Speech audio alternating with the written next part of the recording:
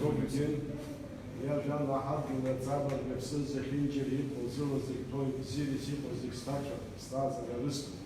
Вай, Виха, Ницна, Иглицы, Хакширу, Кузиги, Икших, Зи, Злома, Суги.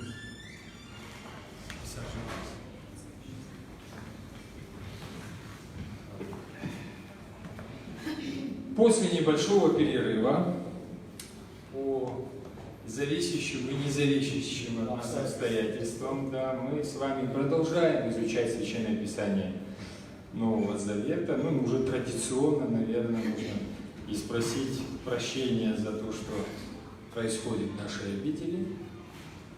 Вот. Если это приносит какой-то дискомфорт нашим прихожанам, то извините и простите. Это из-за себя, из-за духовенства. Да, мы так и поняли. Да, вот мы с вами остановились на чем? Мы с вами изучаем книгу «Исход». Мы с вами изучаем книгу «Исход». Мы говорим о выходе из Египта и о продвижении через пустыню, да, Синайскую. Мы перешли Черное или Красное море и теперь движемся к земле обетованной. На нашей прошлой встрече мы говорили о путешествии через пустыню Син и о ропоте, который возник в народе. Вы помните, да, хорошо? Это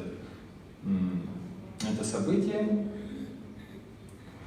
И мы подошли к 18 главе. Вот сегодня уроченный чтец, кто у нас читает, он вот, да, как Витя, знаете, так, чтобы этот евангельский зов был слышен всем и повсюду. Пожалуйста, 18 глава, 1 стих. Медианский жрец Итро, тесть Моисея, услышал про то, что сделал Бог для Моисея и для своего народа Израиля, про то, что Господь вывел народ Израиля из Египта. Вы помните, я надеюсь, вы помните, что Моисей женат, у него 2 детей, в возрасте 40 лет он попал в пустыню, вот, попал к кому? Первосвященнику Иофору, Итро, и женат на его дочери. Далее. Вместе с Итро находились Сифора, жена Моисея. Да, Сифора или Цифора, супруга Моисея. Далее. Жена Моисея, которую Моисей перед этим отослал обратно к отцу. И оба его сына. Одного звали Гершом, что значит «я поселился на чужбине». Это понятно, почему такое название было у сына. Вы помните, Моисей был кем? Скитальцем после того, как заступился за своего кого? Египтянина это убили. Да, заступаясь за своего единокровного брата, он убил египтянина. И что далее произошло? Конечно, собратья, ради которых он это сделал, тут же, в тот же самый момент поставили ему эту вину. Да, далее. А другого Элиэзер, что значит Бог отца моего, пришел мне на помощь и спас от меча фараона. Итро привел их к Моисею в пустыню, в горе Божьей, где стоял стан Моисея, и велел передать ему: пришел Итро твой тесть с твоей женой и сыновьями. О чем идет речь? Речь идет о горе Синай. Вот это самая гора Божия, где Моисей получит что? Ну, завет. Да. Как называется? Да. Завет уже заключен. Сейчас что у нас будет? Сейчас у нас закон будет, да. Закон. Вот мы с вами подходим к такому ключевому моменту, на который я призываю обратить свое внимание. То есть, одно дело, когда народ живет по традициям и уставам предков, и совсем другое дело, когда вам дается унифицированный, кодифицированный, писанный закон, законодательство, да. Менять тут уже интерпретировать можно, но менять уже ничего, никакой возможности нет. Далее. Моисей вышел, поклонился тестю, поцеловал его, и, обменявшись приветствием, они вошли в шатер. Моисей рассказал тестю о том, что сделал Господь с фараоном и египтянами, заступая за сынов Израиля, и о том, как труден был их путь через пустыню, и как Господь их спасал. Порадовался Итро, что так много добра сотворил Господь для сыновей Израиля, спасая их от египтян. И сказал Итро: благословен Господь, который спас вас от египтян и фараона, избавил ваш народ от египтян. Теперь я знаю, что Господь превыше всех богов, как бы они ни превозносились. Итро, тесть Моисея, принес Богу пиршественные жертвы и жертву всесожжения. Пришел Аарон, пришли старейшины Израиля, и главник с тестем Моисея, совместная трапеза перед лицом Божьим. Ну, это понятно, да? То есть сакраментальная трапеза, она у нас часто достаточно очень происходит, когда какие-то ключевые моменты связаны то с заключением завета, то с еще какими-то моментами. Далее. На следующий день Моисей разбирал тяжбы между израильтянами. С утра до вечера он был окружен людьми. Увидев это, тесть спросил его: что ты делаешь здесь с этими людьми? Почему ты перед ними сидишь один, а они все стоят вокруг тебя с утра до вечера? Они приходят ко мне, чтобы вопрошать Бога, отвечал Моисей. Когда нужно решить какое-нибудь дело, они идут ко мне, я разбираю их тяжбы и учу их законам и правилам Божьим. Неправильно ты делаешь, сказал ему тесть. Ты сам измучаешься, и эти люди измучатся. Тяжело тебе, один ты не справишься. Речь вот о чем идет. Безусловно, Моисей уже воспринимается как вождь, да? И 600 тысяч человек, друзья мои, вышло, да? Это во сколько раз больше, чем население нашей страны. Да, и, конечно, возникает между этими людьми, что возникает? Какие-то, да, совершенно верно, какие-то споры, да, недопонимания, проблемы и так далее, и так далее. А они приходят к Моисею. Они приходят к Моисею, чтобы пророк Божий раскрывал им, мы говорили, в чем заключается деятельность пророка, она заключается в том, чтобы раскрывать волю Божию. Да. И Итро, естественно, указывает на что? Волю Божию Моисей раскрывает, но Моисей человек. Существует что? Человеческая сторона. А, как говорит апостол, дух бодр, а плоть немощная. Да, конечно. И вот представьте себе одного человека, который сидит и разрешает вопросы 600-тысячного народа. Ну, вообще это себе представить как-то достаточно сложно, согласитесь. Вот, и поэтому, естественно, Итро, как человек, который достаточно опытен, он предлагает, пожалуйста, дальше прочтите, какое он предложение делает? Послушай моего совета, и да пребудет с тобой Бог. Будь посредником между этими народом и Богом, передавай им дела на рассмотрение Бога. Разъясняй им законы и правила, учи, по какому пути им идти и как поступать. А из народа выбери достойных людей. То есть, что Итро вначале говорит? Пророческое действие, какое у Моисея должно быть? Да? Пророческое какое? Будь посредником между этим народом и Богом, передавай их дела на рассмотрение Бога, разъясняй им закон. Но судебная инстанция, судебная, да, и управленческая, то есть, как это сейчас говорят, исполнительная, да, власть и судебная, если она тоже будет замкнута на тебе, то ты просто не вынесешь этого времени. Вот. Поэтому пророческое служение ты продолжай нести, как и несешь, а вот все остальное время, пожалуйста. А из народа выбери достойных людей, богобоязненных, правдивых, неподкупных, и поставь начальниками. Вот, смотрите, какими должны быть начальники? Богобоязненные, давайте это вслушаемся в это слово, правдивые и неподкупные характеристики начальства. Чего нам не хватает? Далее, пожалуйста, далее. Поставь начальниками, кого на 1000 людей, кого над сотней, кого над полусотней, кого над десятком. Вы видите, что происходит.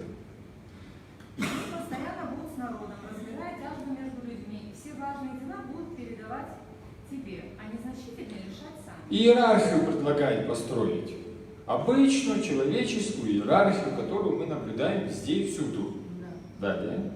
Твое время станет легче, они разделят его с тобой. Если сделаешь так, Бог будет давать тебе указания, а ты и сам сможешь выдержать, и люди будут с миром возвращаться к себе. Моисей послушался тестя и сделал так, как тот сказал. Выбрал из народа Израилева достойных людей, поставил их начальниками. Кого на 1000 человек, кого на сотни, кого на полсотни, кого на десяток. Они постоянно были с народом, избирали разбирали тяжбы между людьми, и все трудные дела передавали Моисею, а незначительные решали сами. Моисей простился с тестем, и тот отправился домой в свою землю. Ну вот, и Итро предложил иерархическое разделение для упрощения. То есть здесь ничего такого, да, особенного пока мы не встречаем. 19 глава. Полнолуние 3-го месяца после ухода сынов Израилевых из Египта они достигли Синайской пустыни. А вот тут уже более важно. Приближается Пятидесятница. У нас Пятидесятница это что? Может, это выключим, а то шумит. Это я для себя. Пятидесятница в православной церкви это какой день? Это после чего он празднуется? После Вознесения? Да, после Вознесения через 10 дней. Да, 10 дней. То есть Вознесение у нас на 40-й день после Пасхи. Пасхи, да. Вот то же самое мы наблюдаем и здесь. Пасха это переход через Черное море, Красное море, или Тростниковое море, Суфья, да, о котором мы с вами говорили. И вот, перейдя через это море, уйдя из Египта, через 50 дней они подходят к горе Синай для получения закона. Это рождение Ветхозаветной церкви, а Пятидесятница – это рождение Новозаветной церкви. И то, и другое происходит на 50-й день после Пасхи. Совершенно верно. Продолжим. Моисей пошел к Богу, и воззвал к нему Господь с горы. Скажи племени Якова, возвести сынам Израилева. Вы видите, что я сделал с египтянами, видели, как нес я вас на орлиных крыльях и принес к себе. Если вы будете мне послушны и верны договору со мной, то вы будете моим драгоценным сокровищем среди всех народов земли. Вся земля моя, а вы будете у меня царством священников, святым народом. Посмотрите, какую характеристику дает. Царственным, да? Священным народом. Что это означает? Если вы будете верны заповедям, которые я вам даю, тогда вы будете царством священников. Вот у прочих народов как? Выбирается достойный, он священник, он еще... Весь Израиль будет царством священников. Знаете, какой статус? Слышите, да? И второе, что он говорит, народом святым. То есть не что-то там выделенное. Да, вот там, предположим, какое-то место выделено, какой-то ковчег выделен. Вы все будете народом. Что значит святым? Куда же выделенным? Выделенным из среды вот всех остальных коим, всех остальных язычников. Если будете слушать, если будете следовать. Далее. Моисей вернулся со стаи старейшин и передал им эти слова, как повелел ему Господь. Весь народ, как один человек, ответил: мы будем следовать словам Господа. Да, и поэтому в дальнейшем в Ветхом Завете весь народ называется одним именем – Израиль. То есть там не говорят израильтяне, евреи и еще что-то. Слушай, Израиль. То есть обращение к нему как да, через имя, единство. Ты Израиль, ты народ и так далее. Ну, сегодня даже государство так и называется. Далее. Моисей сообщил Господу ответ народу. Господь сказал Моисею: я приду к тебе в густом облаке, чтобы народ услышал. Вы помните, облако – это символ явления Божьего, да? И вы помните, облако очень часто и в Новом Завете, да, фаворская история, да. Далее. Как я с тобой говорю, и впредь всегда верил тебе. Когда Моисей сообщил Господу ответ народа, Господь сказал Моисею: иди к народу, освети их на сегодняшний завтрашний день, пусть они выстирают свои одежды и готовятся к послезавтрашнему дню. В этот день на глазах у всего народа Господь сойдет на гору Синай. Приведи для людей... Освети, то есть очистись. Да, подходить к святыне нужно очистившись. И буквально мы в переносе. Да, далее. Проведи для людей границу вокруг горы и вели на гору не подниматься и до ее подножья не дотрагиваться. Всякий, кто прикоснется к горе, должен быть предан смерти. То есть сакраментальное такое пространство сакральное, да, выделяется, за которое народ весь народ не пойдет. То есть вы понимаете, если 600 тысяч народ туда где-то там соберется, то там, да. И поэтому туда пойдут кто? Избранные от народа, достойнейшие от народа. Далее. Но не притрагивайтесь к нему руками, убейте его камнем или стрелой. Вот так строго, да. Кто бы то ни был, животное или человек, нельзя оставлять их живых, раз они при звуках рога пытались подняться на гору. Да. Моисей спустился с горы к народу и осветил народ. Люди выстирали свои одежды, и Моисей сказал: готовьтесь к послезавтрашнему дню, не прикасайтесь к женщинам. На третий день с раннего утра ударили громы и молнии, и гору окатило густое облако. Разнесся громкий звук рога, и люди в стране затрепетали. Моисей повел народ из стана навстречу Богу. Да, вот смотрите, это не новозаветный, да, голос Христа, которого могли перебивать, заушать, там не слушать, кричать и все прочее. В Ветхом Завете Господь говорит как? Голосом грома и молнии. То есть противостоять этому человек не может. Далее. Они встали под горой, а гора Синай была вся окутана дымом. Ибо Господь, как огонь, сошел на ее вершину. Гора дымилась, словно печь, и содрогалась.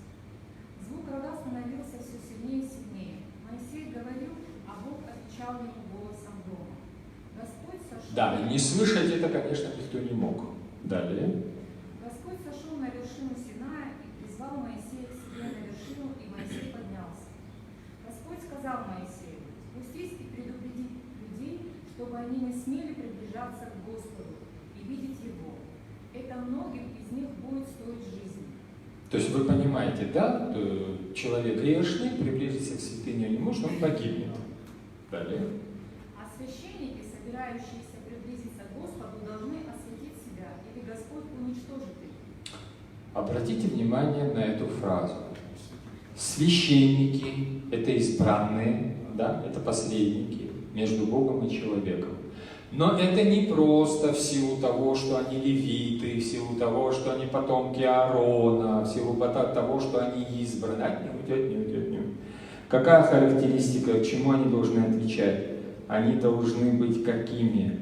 Осветить себя. Вот мы говорили об освящении народа, что там они выстирали, не приближаться к тому, к всему, подготовить себя послезавтра, то есть в течение 3 дней они должны были готовиться. То же самое относится и к священникам, хотя священники и подойдут к горе дальше, нежели простой народ, но они должны осветить себя. Или Господь уничтожит священников. А священник происходит как? А священник как происходит? Они осветить должны себя. То же самое. Достоинство, то есть человек должен подготовиться к встрече с Богом. Как человек готовится к встрече с Богом? Да, совершенно верно. Далее. Народ не будет подниматься на гору Синай, сказал Моисей Господу. Ведь ты предупредил нас, и я провел границу вокруг горы и провозгласил гору священной. Священное, то есть выделенное. В Ветхом Завете священное значит выделенное. Далее. Господь сказал Моисею: иди, спустись и возвращайся сюда с Аароном. Аарон, брат Моисея. Далее. А священники и простой народ пусть не смеют подниматься к Господу, или Господь уничтожит их. Да. Священники и простой народ, они не поднимаются. Далее. Моисей спустился к народу и возвестил ему. И вот с 20 главы мы начинаем знакомиться с законом. Если до 20 главы мы говорили о заветах, которые заключались с праотцами, говорили об откровениях, которые Господь давал, все они касались того, что когда-то твой народ, твое потомство, Авраам, будет многочисленно, оно войдет в новую землю, я буду его Господом, они будут обитать и так далее, и так далее. Все это было прообразами, да, будущего. Прошло 400 с лишним лет, мы говорили, да, плена, вот, со времен Авраама. И вот, наконец, Господь перед входом в обетованную землю раскрывает, что? Заповеди Божьи. Дается закон Божий. Что такое закон Божий? чего он касается? Человеческой жизни, человеческого поведения, в том числе и в быту, дома, в обществе. Он не только религиозный, он и бытовой, и социальный, то есть охватывает все сферы человеческой жизни. Проводить какую-то границу между сакральным и, ну как это вот у нас эпохи просвещения, да, проводить границу между, как вот сейчас, церковью, вот церковь она в отдельно выделенных зданиях, да, вот в отдельно выделенных помещениях, и там, согласно законодательству, могут совершаться культы и так далее, а вот когда вы выходите, здесь уже законы светские, здесь уже действует совершенно иное нормативное право, да, иные требования, они уже не касаются там зачастую морали, духовного состояния, ничего чего-то. Здесь унифицируется физиология, поведение человека, там, внутренние мотивы мало кого вот будут интересовать. Главное, чтобы вы действовали в соответствии с правилами. А в Ветхом Завете такого нет. Нет этого разделения на секулярное, то есть светское, и религиозное. Вот здесь я один, а тут я другой.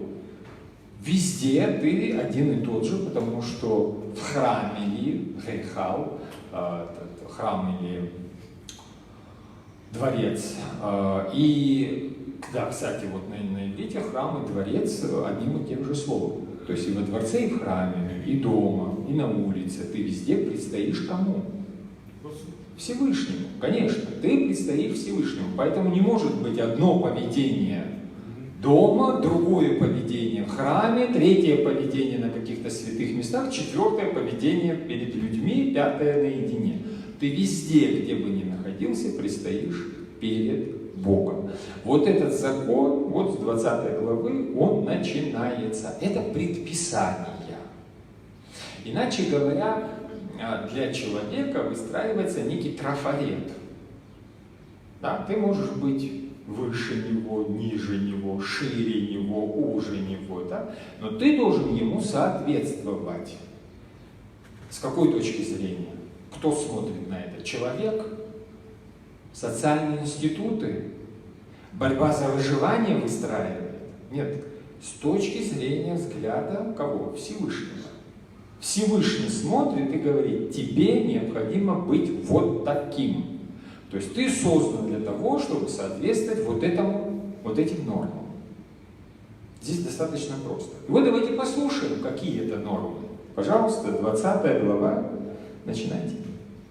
Вот слова, сказанные Богом. Я Господь, твой Бог, который вывел тебя из Египта. Да, Адонай Элохим. Не должно быть у тебя других богов наряду со мной. Да, то есть первое, Он Господь Бог. И других богов быть не может. Он Творец. В этом смысле мы с вами уже говорили, да, как-то затрагивали эту тему, когда говорили о язычестве. То есть тот, кто сегодня Господь, очень часто во многих народах это не тот, кто сотворил мир.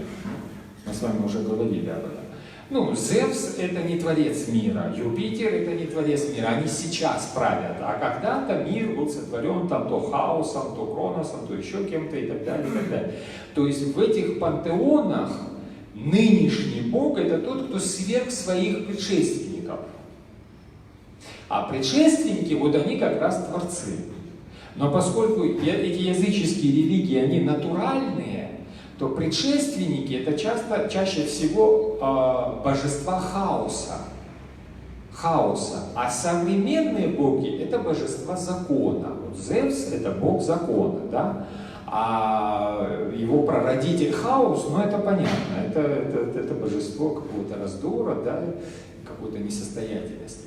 То есть люди обожествляли то, что видели и переживали. Ну, то же самое можно, я не знаю, с историей Земли сказать. Да? Какой-то период Земля, как мы говорили, безвидна и пуста. Да, это хаос. А потом, когда все становится упорядоченным, это уже Зевс. Вот Господь и Бог в языческих религиях несочетаемые вещи. То есть Творец и сегодняшний Бог – это разные божества. А вот в Откровении, которое дает дается израильскому народу, это одно и то же. Я Господь Бог. Я тот, кто сейчас с тобой разговариваю и даю законы, я тот, кто сотворил этот мир.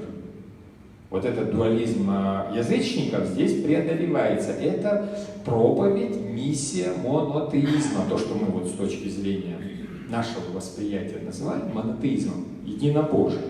Вот здесь идет апология единобожия. Я один Творец и один законодатель, говорит Господь. Поэтому более никого не называй богами. 4 стих.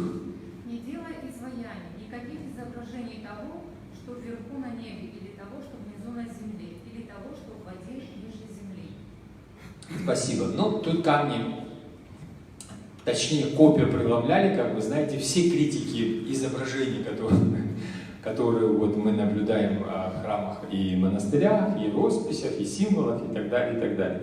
Речь идет о чем? Ну, естественно, что материальная культура, она шла вместе с духовной, и народы, все народы, которые существовали вокруг Израиля, поклонялись богам не просто так, выходили в поле и говорили, или в пустыню: Господи Боже, вот мы перед Тобой. Естественно, что изображения этих богов, они что? Либо вытачивали из камня, либо вытачивали из кости, либо делали из дерева, либо выплавляли из металла.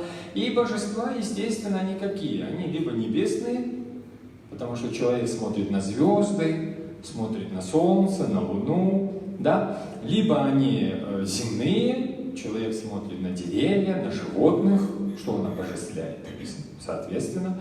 Либо они водные или подводные, ну, с этими животными тоже. Вот кто-то там, в Египте, например, мы с вами говорили, был культ матери гипопотамихи.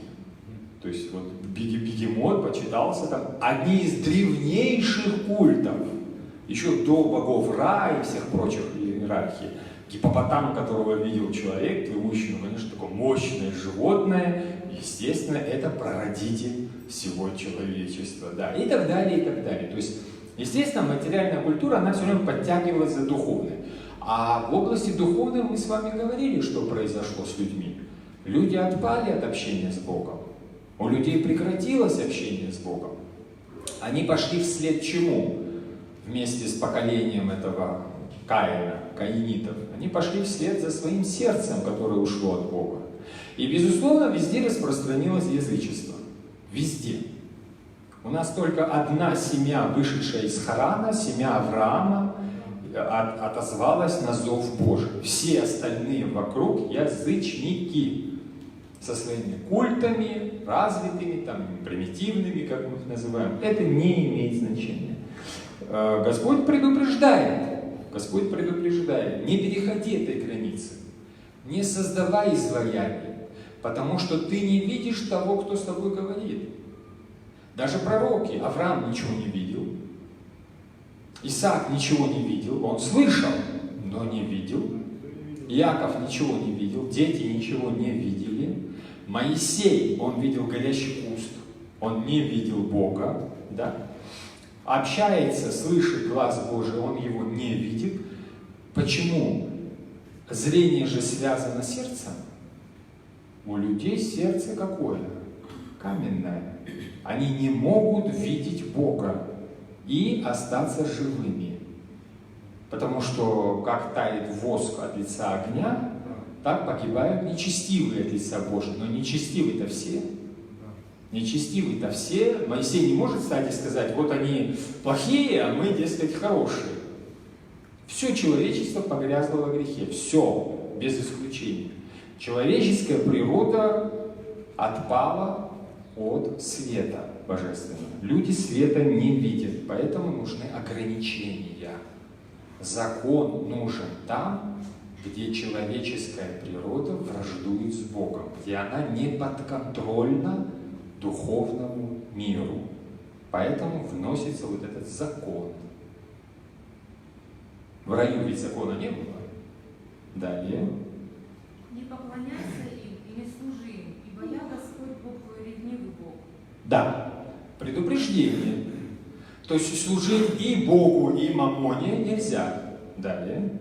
За грехи отцов, отвергнувших меня, я караю их детей. Вот как интересно, да, я Господь Бог твой, ревнивый Бог, наказывающий детей за грехи отцов до 3-го и 4-го поколения, тех, кто ненавидит меня.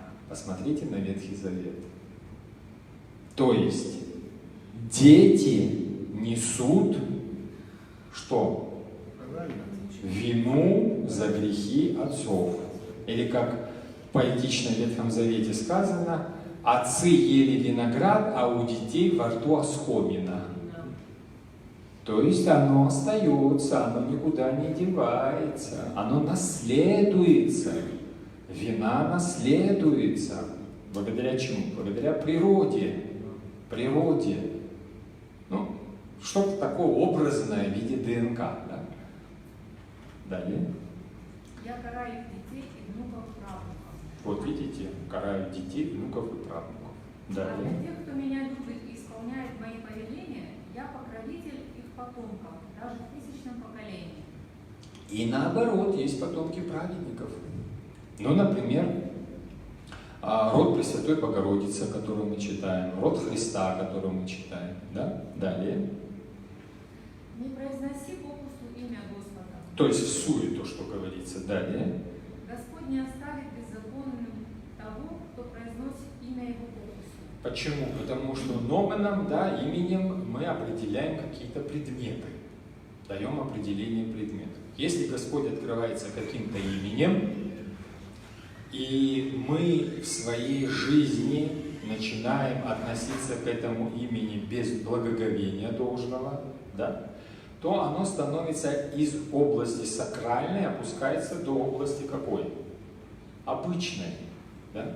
А когда человек перестает возвышаться вместе с Богом, он опускается до своей животной природы. То, что в Писании сказано, возвращается на свою блевотину. Да, совершенно верно. Если человек не возвышается, то он не может быть какого-то статичного состояния. Знаете, что вот человек достиг какого-то уровня, зацепился и висит на нем. Да. Тут постоянная динамика, но либо вверх, либо вниз, да, либо духовное, либо животное. И поэтому, если для человека имя Божие становится уже не сакральным, а обиходным, то человек, это видно, да, что в душе человека животное берет вверх над. Да? И мы это часто что видим в обиходе? Ругательства. Посмотрите на них, как они хорошо характеризуют. Мы даже зачастую не обращаем на них внимания.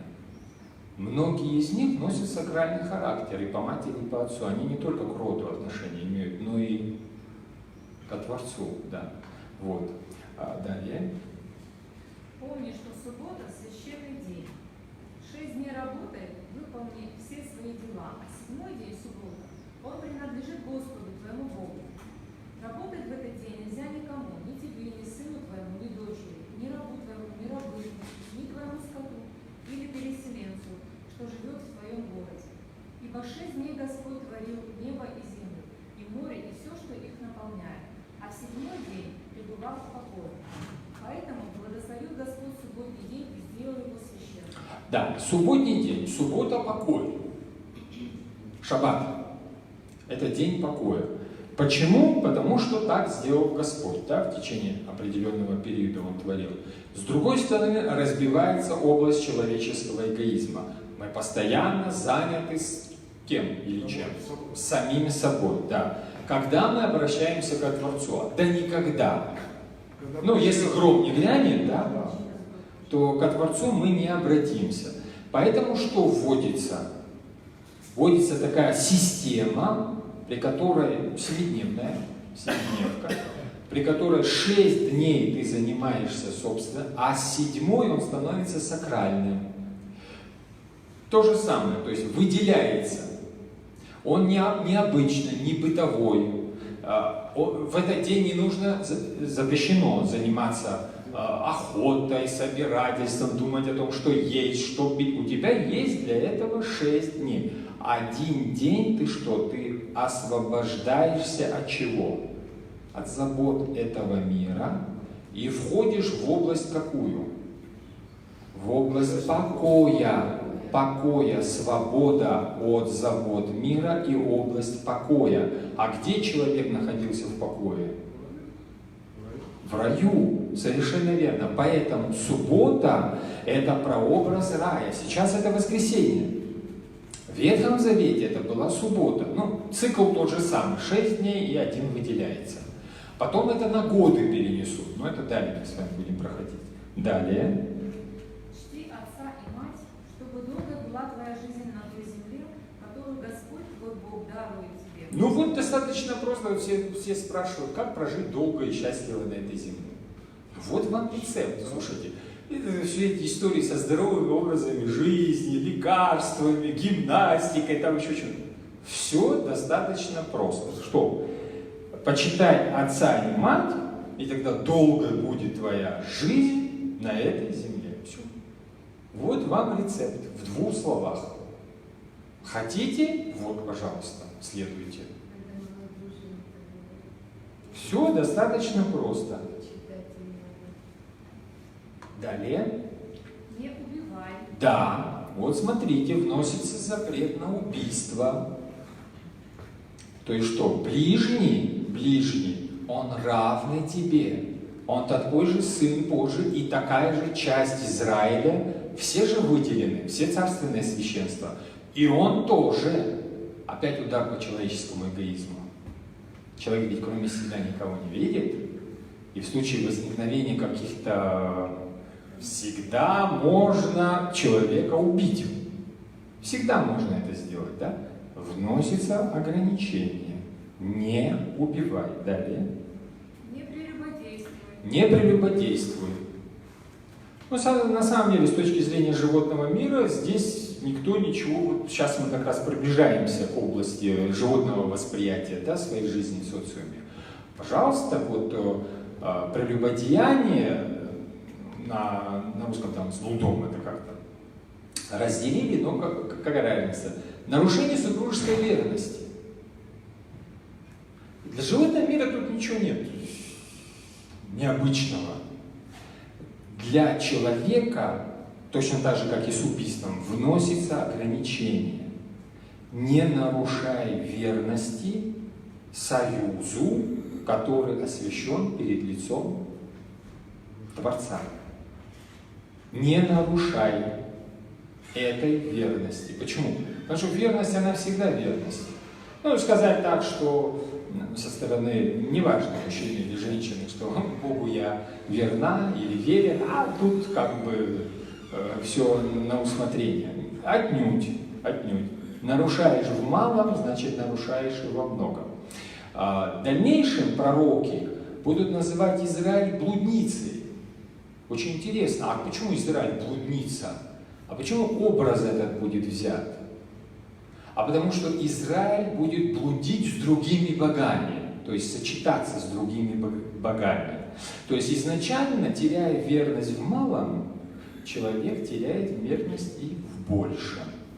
Если ты не верен в малом, это же евангельская цитата, да, то ты не будешь верен и во всем остальном. Поэтому говорить о том, что вы знаете, в Бога я верю и почитаю, ну а это слабость плоти и так далее, это категорически по закону отвергается. Верный в малом будет верен во многом. Далее. Не воруй.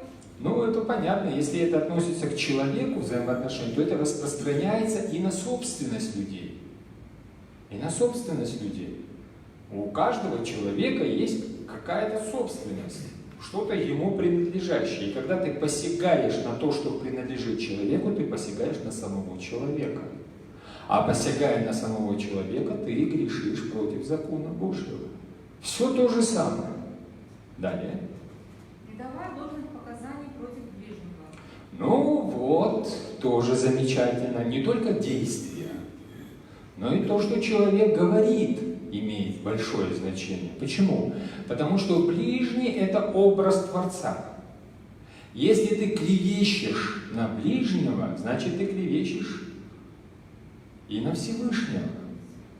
Если ты не верен во взаимоотношениях с ближним, как ты можешь говорить, что ты верен во взаимоотношениях с Богом?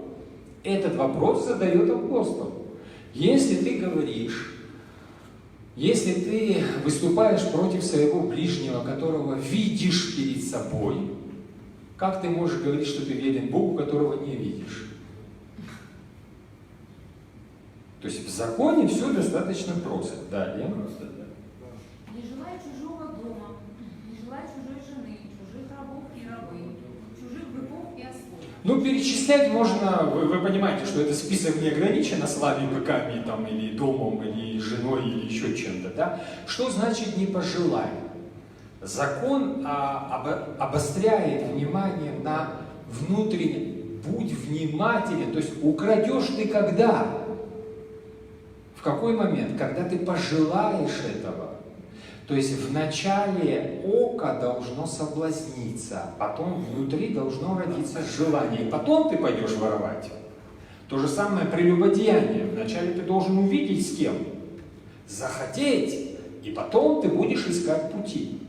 То же самое касается многобожия. Вначале ты увидишь культы других, захочешь в них участвовать. Какая разница, по каким причинам? Причин много, социальные, экономические, там, семейные, не имеет значения. И затем ты пойдешь. То есть вот этой последней заповедью 10 обращается внимание на что? На внутреннее сознание, на сердце свое смотри. Что ты желаешь? В Новом Завете что нам говорит Господь по этому поводу? В Новом Завете Он говорит, смотрящий на жену с вожделением, да, уже прелюбодействует в сердце своем. То есть все рождается вот здесь. Если ты говоришь, ни в чем не согрешил, ни в чем не согрешила, а зачем смотрел, зачем смотрела? Значит, жизнь души, вот она как бы выводится на первый план. Да? Тут человек все живет только тем, что поел, где поспал, что еще там сделал, да? То есть инстинктами. Да?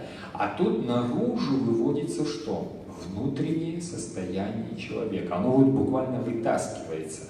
То есть религия откровения показывает, что жизнь души, она не только равна, она намного выше жизни плоти.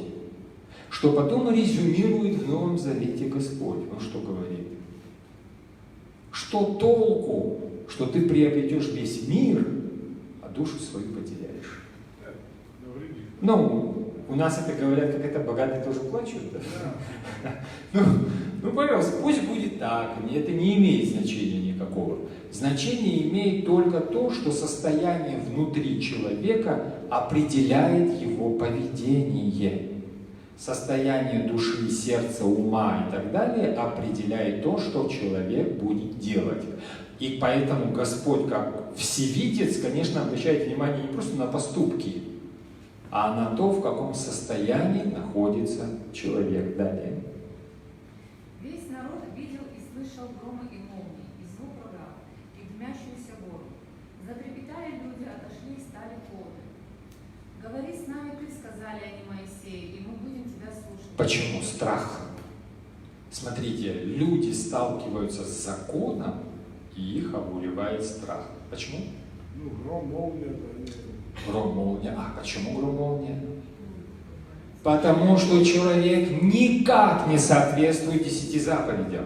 Ни с какой стороны не соответствует. Все, что они услышали, противоречит тому, в каком состоянии они стоят.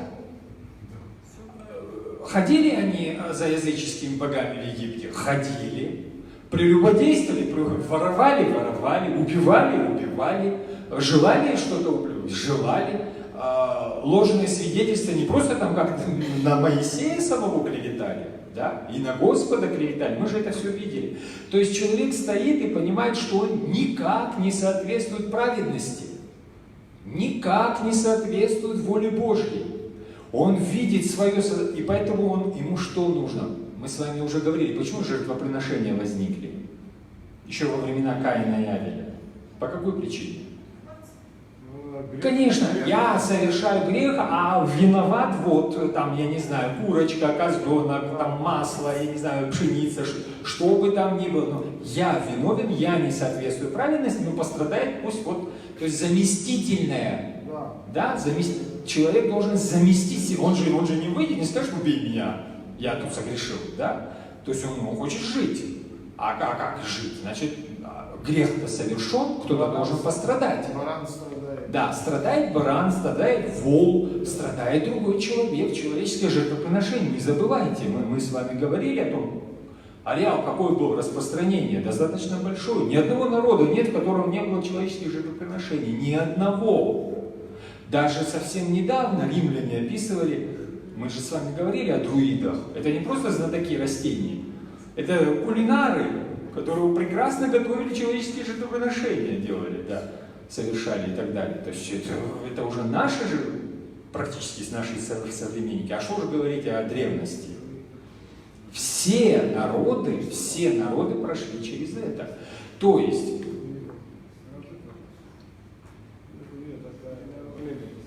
человек стоит и воочию видит, что он, никакой. И с Богом не может говорить никак. Значит, он точно так же, как жертвой барашкой прикрывается, здесь прикрывается пророком. Моисей, ты идешь туда, ты общаешься с Богом, вот у вас хорошо это получается. Это не просто громы и молнии, друзья мои. Когда у человека рядом с человеком бьет молния, что человек испытывает?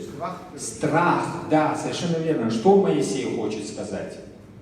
Они все испугались. Рог там и все прочее. В рог трубят, когда битва начинается. Вот. Ну и так далее. Далее продолжаем. Не надо, чтобы Бог говорил с нами, а то мы умрем. Вот. Не надо, чтобы Бог говорил с нами, а то мы умрем. Это отношение человеческой души к праведности. Вспомните, пожалуйста, Петра, который забрасывал эти невод, да? Он вытащил по слову Христа, увидел, сети рвутся, и он понял, кто рядом с ним. Что он делает? Он выходит и говорит: мы люди грешные, уйди от нас. Вспомните там вот этих Гадаринские бесноватые, свиньи, когда попадали.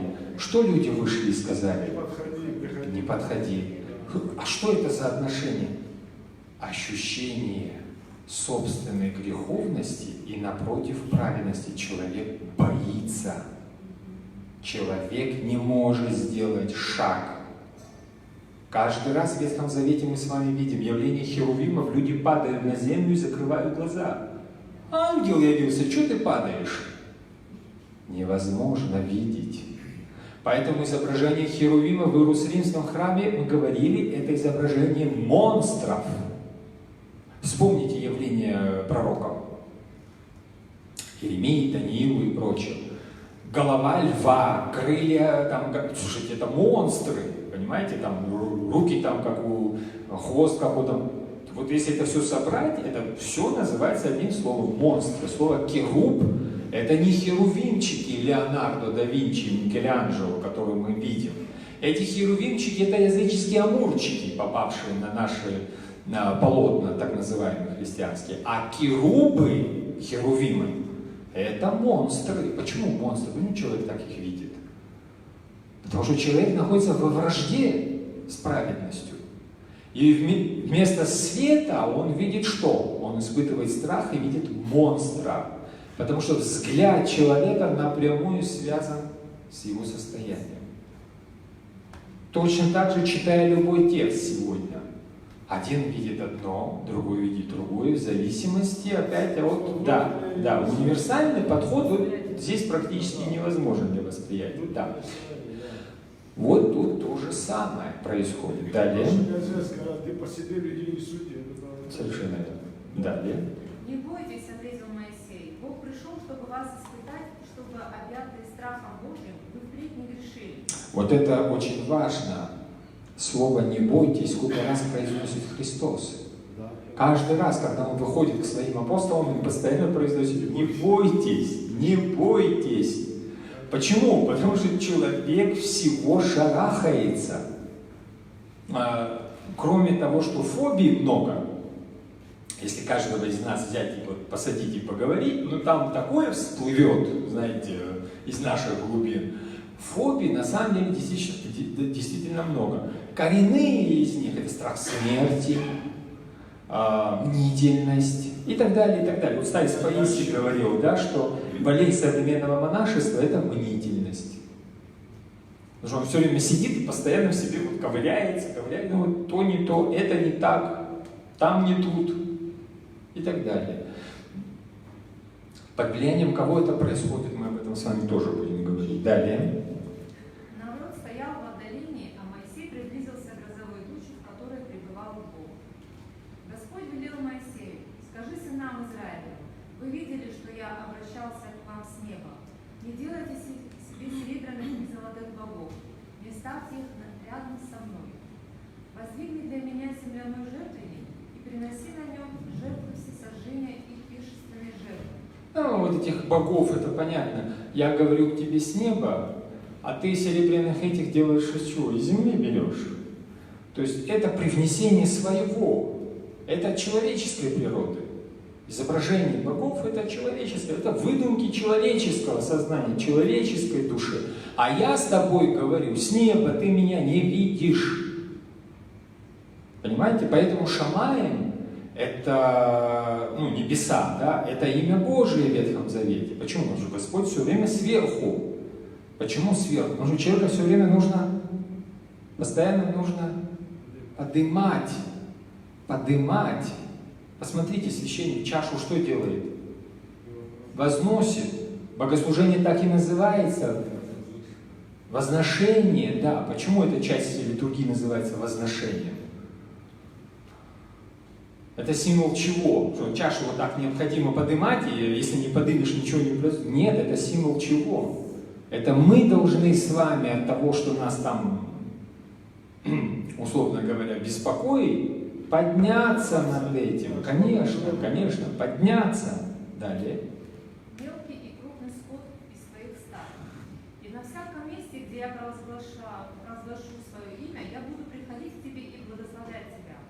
Если будешь воздвигать для меня каменный жертвенник, то не употребляй тесаных камней. То есть обработанных тобой. Опять почему? Жертвенник делай из необработанных камней. Почему?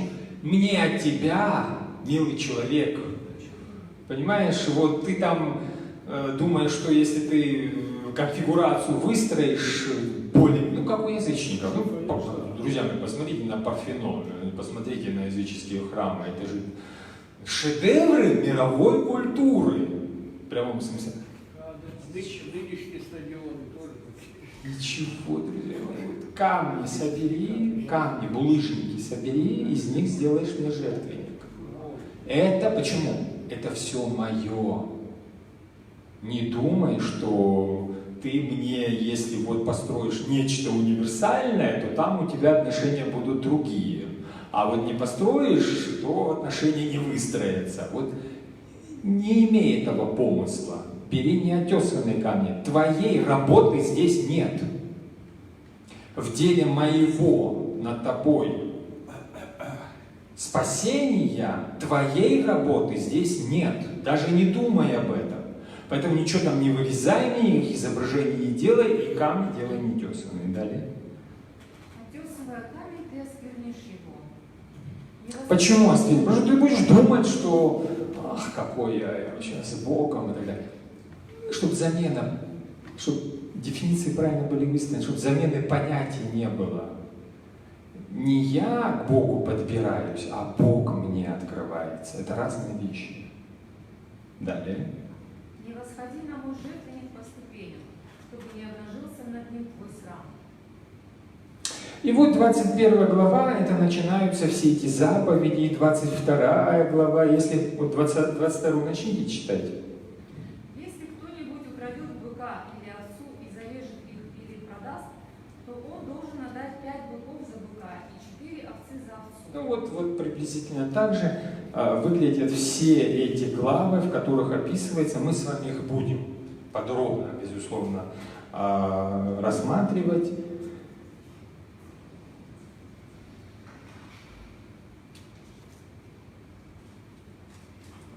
Настроение жертвенников, мы это все с вами прочтем.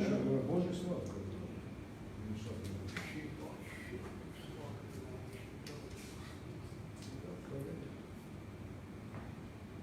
Да, давайте 31 главу.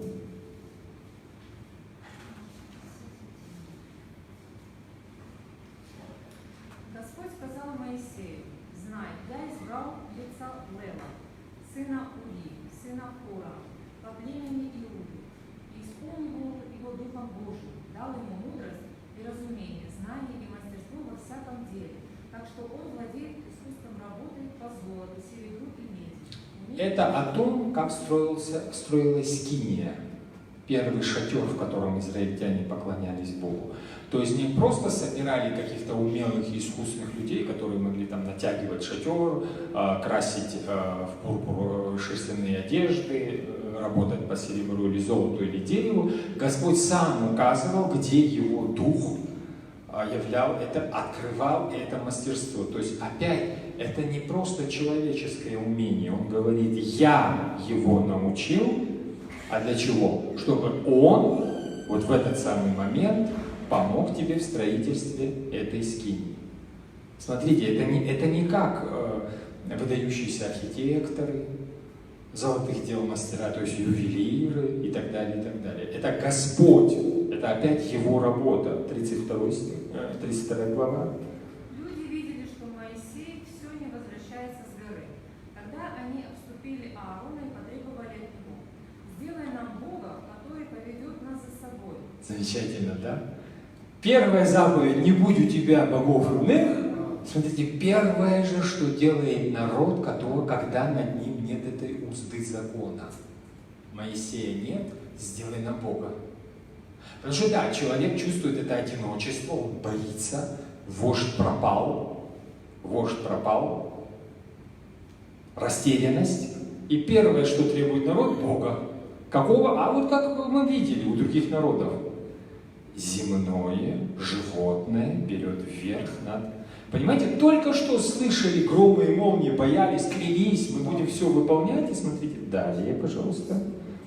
А этот человек, который вывел нас из Египта, Моисей, мы не знаем, что с ним случилось. Смотрите, это человек. Ну, из Христос, Он только что был, да, все человек. Через неделю его Он вывели. только что был вождем, и вот это человек, который нас вывел. Далее, пожалуйста. Аарон велел им: «Выньте серьги из ушей ваших жен, сыновей и дочерей, и принесите мне». Люди вырвали из ушей золотые серьги и отдали Аарону.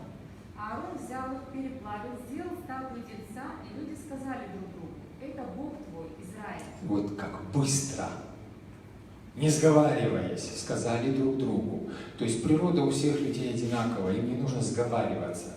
Если речь идет о грехе, сговор не нужен. Сразу, с полуслова друг друга понимают. Почему? Природа у всех одинаковая. Природа одинаковая. Далее. «Это Он тебя вывел из Египта». Вот замечательно, какая короткая память. Сделали тельца, и это Он тебя вывел из Египта. Всю дорогу клялись в верности Господу, под конец не увидели Моисея, и тут же что сделали? Соблудили. Вот поэтому Израиль называют блудницей в Ветхом Завете. Далее. Увидев это, Аарон воздвиг перед тельцом жертвенник и провозгласил: «Завтра праздник Господь». Конечно, новый Бог, новые праздники. Далее. На следующий день утром они принесли жертвы всесожжения и пиршественные жертвы. Потом стали есть. Всякий религиозный праздник – это, конечно, жертва и еда. Далее. А после принялись вовсю веселиться. «Спускайся с горы, — сказал Господь Моисею, — негодным стал твой народ, выведенный тобой из Египта». То есть, смотрите уже, они называют его своим. Далее. «Как быстро свернули они с пути, на который я их наставил. Так. Они сделали себе статую тельца, они поклоняются этому тельцу». Ну, телец, апис, мы с вами говорили о Египте. Вот того же самого тельца себе быстренько и создали. Далее. Приносят ему жертвы и говорят: «Это Бог твой, Израиль, это Он тебя вывел из Египта». Господь сказал Моисею: «Я вижу, что этот народ упрямый. Не препятствуй мне спустить на них мой гнев и уничтожить их, а от тебя я произведу великий народ». Помните, как у Ноя? Да. Опять всех уничтожить, а тебя, вот от тебя, с тобой далее. Но Моисей стал умолять Господа Бога своего. Господь сказал ему: «Зачем тебе гневаться на твой народ, который ты вывел из Египта?» Моисей пророк, который прежде всего заботится не о себе. Конечно, это очень приятно, что от меня произойдет великий народ и все прочее. Но Моисей заботится, вы же помните, он убил тогда египтянина из-за чего? Он видел, как обижали его единокровного брата. То есть Моисей – это человек, который заботится о своем народе. И он, выступая посредником, не только волю Божию открывает народу, но и предстоит Богу за народ. И прежде всего за грехи. А Моисей – прообраз кого? Моисей? Да, как пророк, прообраз. Всякий пророк – прообраз Христа. Христа. Христос предстоит за всех людей на земле, а Моисей предстоит в данном случае за свой народ. То есть он говорит: да, они грешные, но, пожалуйста, «Зачем тебе гневаться на твой народ, который ты вывел из Египта своей великой силой, могучей рукой своей? Зачем нужно, чтобы египтяне говорили, будто ты увел этот народ на погибель, уничтожил его в горах, стер с лица земли? Не гневайся, смилуйся, не сгуби свой народ. Вспомни, о чем ты поклялся твоим рабам Аврааму, Исааку и Израилю. Ты поклялся самим собой, что сделаешь их потомкам многочисленными, как звезды на небе, а землю, которую ты обещал им, отдашь их потомкам вечное владение. И Господь отменил то наказание, о котором говорил, и это прообраз Христа. Далее. Искупить. и которому хотел подвергнуть свой народ. Моисей повернулся и стал спускаться с горы. В руках у него были две таблички завета Ну, то, что мы только что читаем. Вот с этим. Да. Далее. с письменами на обеих сторонах. Самим Богом были сделаны эти таблички, и письмена на них были начертаны Богом, Самим Богом. Первые таблички были сделаны самим Богом. Далее. вырезаны на табличках. И тут Иисус услышал такой шум, подняли люди. Иисус Навин, который был рядом с ним. Да. «Встань, шум битвы», — сказал он Моисею. Моисей ответил: «Это не гул победы, это не гул поражения. Я слышу разгульные песни». Приблизившись к стану, Моисей увидел тельца и увидел пляску. Разгневался Моисей, бросил таблички на землю и подножье горы и разбил их. Статую тельца он сжег и в порошок растер, а порошок бросил в воду и заставил сынов Израиля пить его. Да, порошок растер в воду и заставил пить, ибо они все несут вину, все в совокупности. Далее. «Чем провинился перед тобой этот народ, что ты вовлек его в такой тяжкий грех?» — спросил Моисей у Аарона. Брата ведь оставил. Далее. Аарон ответил: «Не гневайся, господин мой, ты сам знаешь, что этот народ склонен к злу». Конечно, вину на себя Аарон не взял. Ну, то есть помните Петра, Да. который был рядом со Христом, который божился, что не предаст его. И первое, что сделал, да, самым первым бежал. Да. Помните, да, все это? То есть здесь то же самое. Ну, брат, ну, Аарон, ну и что? Далее. Они говорили мне: «Сделай нам Бога, который Я виноват. Да. Далее. который поведет нас за собой. А этот человек, который вывел нас из Египта, Моисей, мы не знаем, что с ним случилось. Я велел отдать мне золотые украшения, бросил золото в огонь. Получился вот этот телец». Моисей увидел, что люди забыли стыд и страх из-за Аарона, который врагам на радость позволил народу позабыть стыд и страх. Встал Моисей в воротах стана и воззвал: «Кто за Господа?» Внимание, встал он у стана и воззвал. Кто за Господа? И кто откликнулся? Вокруг него собрались все сыны Очень интересно, да? Левия, да, все сыны Левия, левиты, будущие служители храма. Далее. И Моисей сказал: «Так говорит Господь Бог Израиля: возьмите мечи и пройдите по стану, от ворот к воротам. Пусть каждый убьет брата, убьет друга, убьет соседа. Сыны Левиевы выполнили приказ Моисея. Около 3000 человек было убито в тот день. Моисей сказал им так: посвятите себя ныне, священники Господа, ценой сына, ценой брата, и тогда вам будет дано благословение. Вот смотрите, был совершен грех, а наказание за грех что? Всегда смерть. Наказание за грех всегда смерть. По-другому эта цена не искупляется.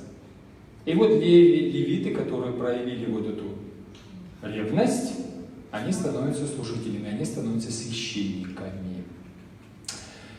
Значит, у вас домашнее задание будет вот с 23 по 33 главу прочитать. С 23 по 33, да. Это что? Это вот эти самые предписания. Прочтите их, вы очень много интересного для себя откроете. О чем я бы хотел, на что бы я хотел ваше внимание обратить. Если мы откроем Евангелие от Иоанна, 17 стих 1 главы, то он говорит о том, что благодать дана через Иисуса Христа, а закон дан через Моисея. Закон говорит о том, каким должен быть человек. А благодать раскрывает, каким является Бог. То есть в Ветхом Завете мы с вами видим, люди постоянно грешат и получают за это наказание. Что мы видим в Новом Завете? Господь никогда не ставит человеку вину. Он его прощает. Он сам берет на себя то, что называет, виной за грех.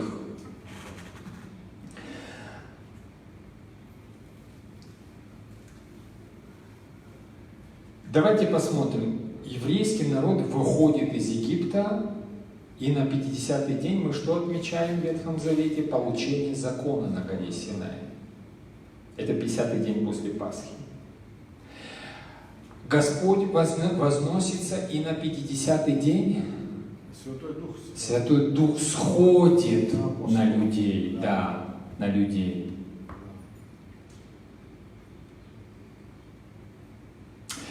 В Ветхом Завете Моисей говорит о том, что Египет изобьет чашу божественного гнева и претворяет воду в кровь.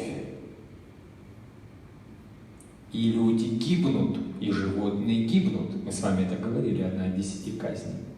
В Новом Завете на празднике у известного вам апостола Симона Канонита Господь претворяет воду в вино, и люди радуются. Разница Ветхого и Нового Завета. Обращайте на это внимание, пожалуйста.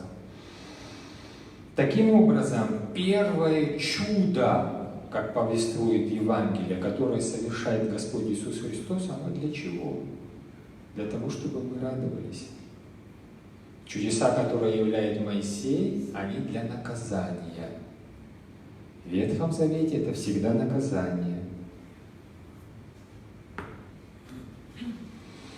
В Ветхом Завете Господь дает закон для того, чтобы человек соответствовал ему.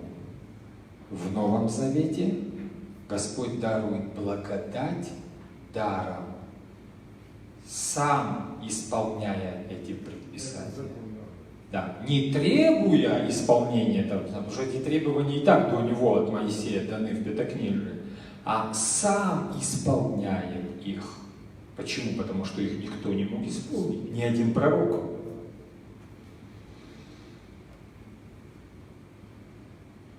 Это человеческая природа Христа, человеческая, то есть подобная нашим с вами, она возносится на 40-й день. И происходит то, что никому никогда не было ведомо. Она садится одесную Бога Отца. Одесную Бога Отца сидит ходатай Бог, но и человек.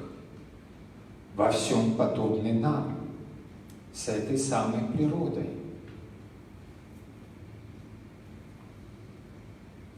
«Я Господь Бог твой, говорит Ветхий Завет, ревнивый Бог, наказывающий детей за грехи отцов до 3-го и 4-го поколения, те, кто ненавидит меня».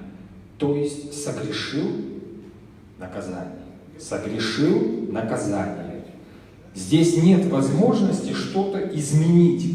Вот так выглядит Ветхий Завет. А вот так выглядит Новый. «Я буду милостив к неправдам их, и грехов их, и беззаконий не вспомню более», говорит Господь. Это апостол Павел, послание к евреям. «Милостив буду к их неправедностям». Конечно, человек будет дальше падать, будет согрешать. Мы с вами грешим ежедневно, ежесекундно, еженочно. Чем мы отличаемся от людей Ветхого Завета? «Я буду милостив к неправдам их». Мы ничем не отличаемся. А отношение Бога? Милует, он наказывает. Благодать. Благодать, да. Благодать. «Я буду милостив к неправдам их, грехов и беззаконий не вспомню более». Не вспомню, не вспомню. Понимаете? Нет. Не вспомню. Это Новый Завет. Это время, в которое живем мы с вами. Давайте посмотрим, что говорит он к евреям, людям, знающим закон. Грех не должен господствовать над вами. Почему? Потому что закон уже упразднил этот закон. А мы-то что говорим в своей жизни постоянно? Вот в нашей стране, в нашем обществе, что мы говорим? Почему все так плохо? Потому что... Произнесите эту фразу, которую постоянно произносим. Нет закона. Давайте уже говорите так, как мы говорим в обиходе. Потому что нет закона, поэтому все плохо. Смотрите, что говорит апостол Павел. Грех не должен над вами господствовать, потому что вы не под законом, а под благодатью. Понимаете, что означает Новый Завет? То есть Ветхий Завет понятно, вот тебе закон, нарушил — смерть, нарушил — наказание. А мы с вами, живя через 2000 лет после Вознесения Христова, мы что требуем постоянно? Закон? Мы требуем закона.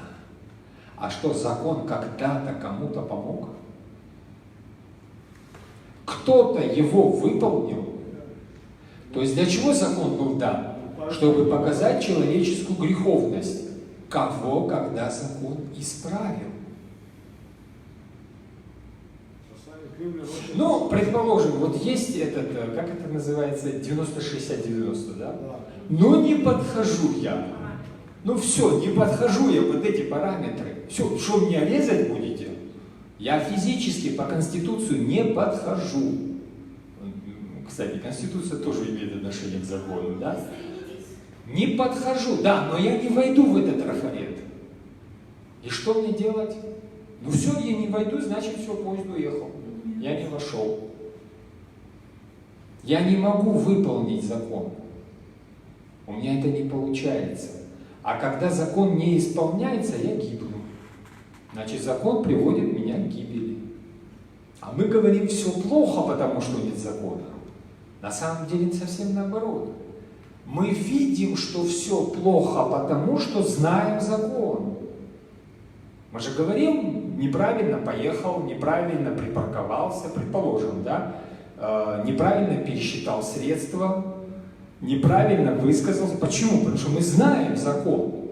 Мы его применяем и видим, что люди, не мы, конечно, вокруг нас не соответствуют закону. И требуем что? Нового закона.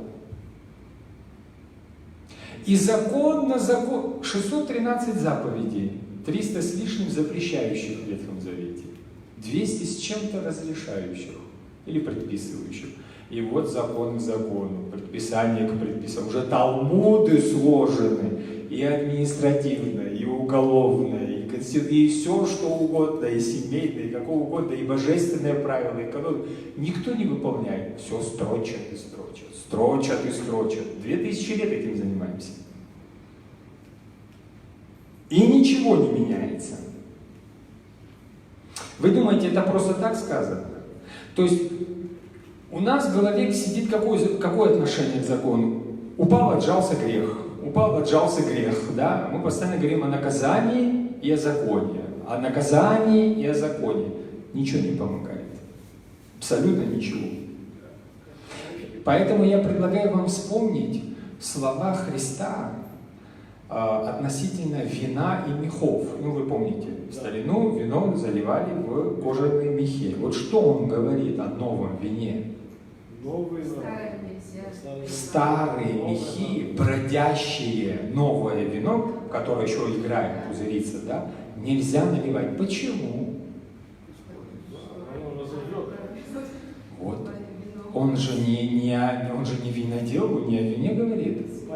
О чем он говорит? Что он имеет в виду? Новое надо мышление. Совершенно верно. Подходить к благодати, как это сейчас шутят некоторые христиане, благу дать, но нужно еще и благу взять. Понимаете? Мы ходим мимо благодати вот постоянно и никогда к ней не хотим к ней приближаться. Вот мы мимо. Почему? Мы с законом, у нас за плечами старые мехи со старым вином. И вот мы, новое вино, и мы все идем дальше. Некоторые из нас хотят взять это новое вино, но наливают его в старые мехи. И что? Вино начинает, гибнет и вино, и мехи. Нельзя, невозможно жить по закону, но по благодати. Так не получится. У христиан так не получится. Не получится в храме взывать о благодати, выйдя из храма, сидеть и говорить так, этот не соответствует, тот не соответствует, и так далее. Так не получается. Это значит, либо новое вино в старых мехах, либо старое вино в старых мехах. То есть Ветхий Завет. Но я почему об этом говорю? Потому что вы это духовенство не услышите. Священники вам об этом говорить не будут. Никакие священники вам об этом говорить не будут. Говорил, вот именно вот это рассказывал по отношению. Замечательно, я очень рад. Слава Богу. Да, но речь не только о примере, да, не только о евангельском примере. Вникните, я вас прошу, в эти слова. Вникните, пусть они лягут прямо на сердце, потому что они к нашему сердцу и обращены.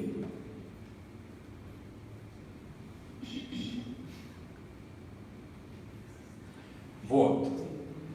Кирево господствовать, владычествовать, брать власть над нами он не должен.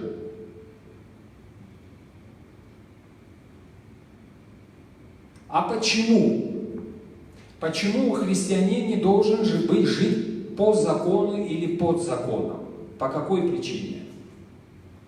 Вот почитайте, что говорит апостол Павел. Вспомните служение высеченному буквами на камнях закону. Только что о нем читали. Которое принесло смерть. О, ужас! Принесло смерть. Закон, данный Богом, лично высеченный на камне, принес смерть. Сколько человек погибло? 3000 человек. Только был дан закон, 3000 человек вырезали. Хотим жить по закону? Хотим жить по закону? Оно было учреждено в такой славе, что израильтяне не могли смотреть на сияющее лицо Моисея. Дан-то он был, да, под громы и молнии. Хотя это сияние постепенно затухало. Если это служение пришло в такой славе, то разве не будет еще славнее служение Духа? И вот давайте поговорим об этом. Если служение, которое осуждает человека, закон, было окружено такой славой, вы читали, громы, молнии там и так далее, то насколько же большей славой наделено служение, несущее человеку что? Выбирайте, друзья.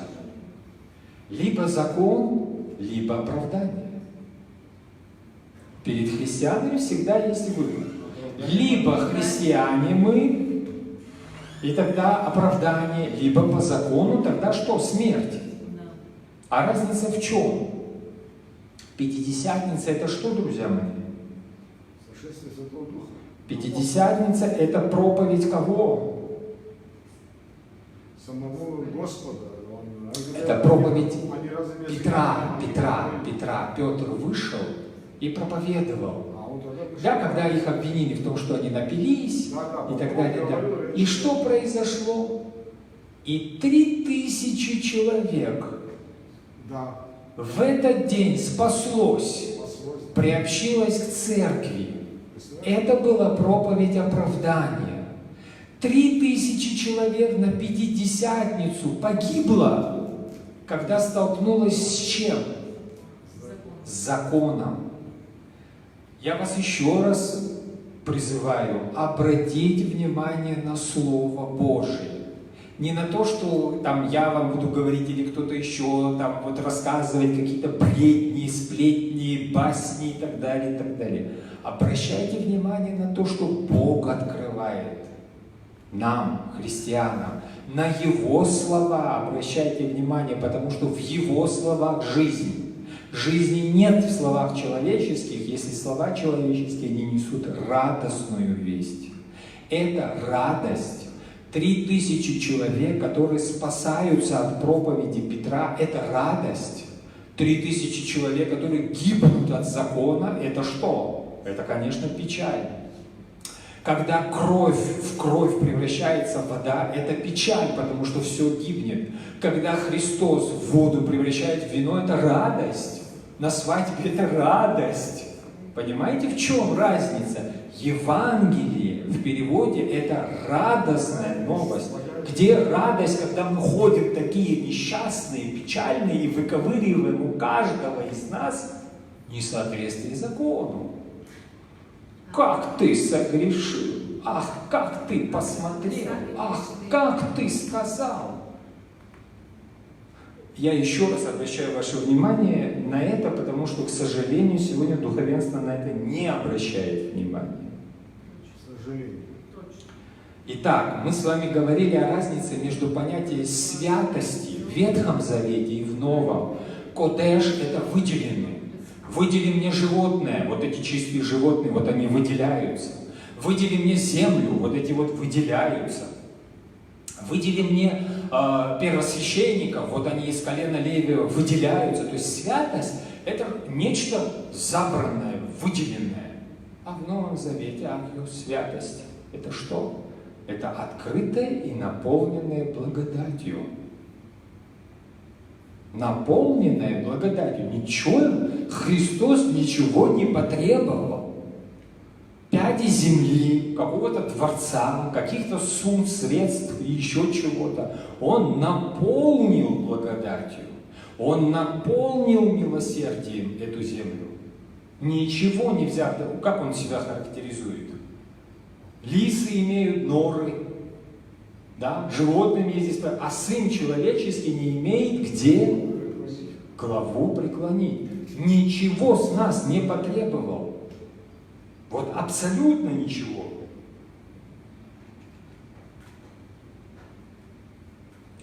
Говорю вам истину, среди рожденных женами не было человека более великого, чем Иоанн Креститель. Иоанн Креститель выполнял закон так строго, как никто не выполнял, наверное, до него. Потому что жил в пустыне, ни к чему не прикасался, ничего не делал того, что запрещалось законом. Но что говорит о нем Господь? О человеке, выполнявшем закон. Читайте. Но наименьший в Царстве Небесном.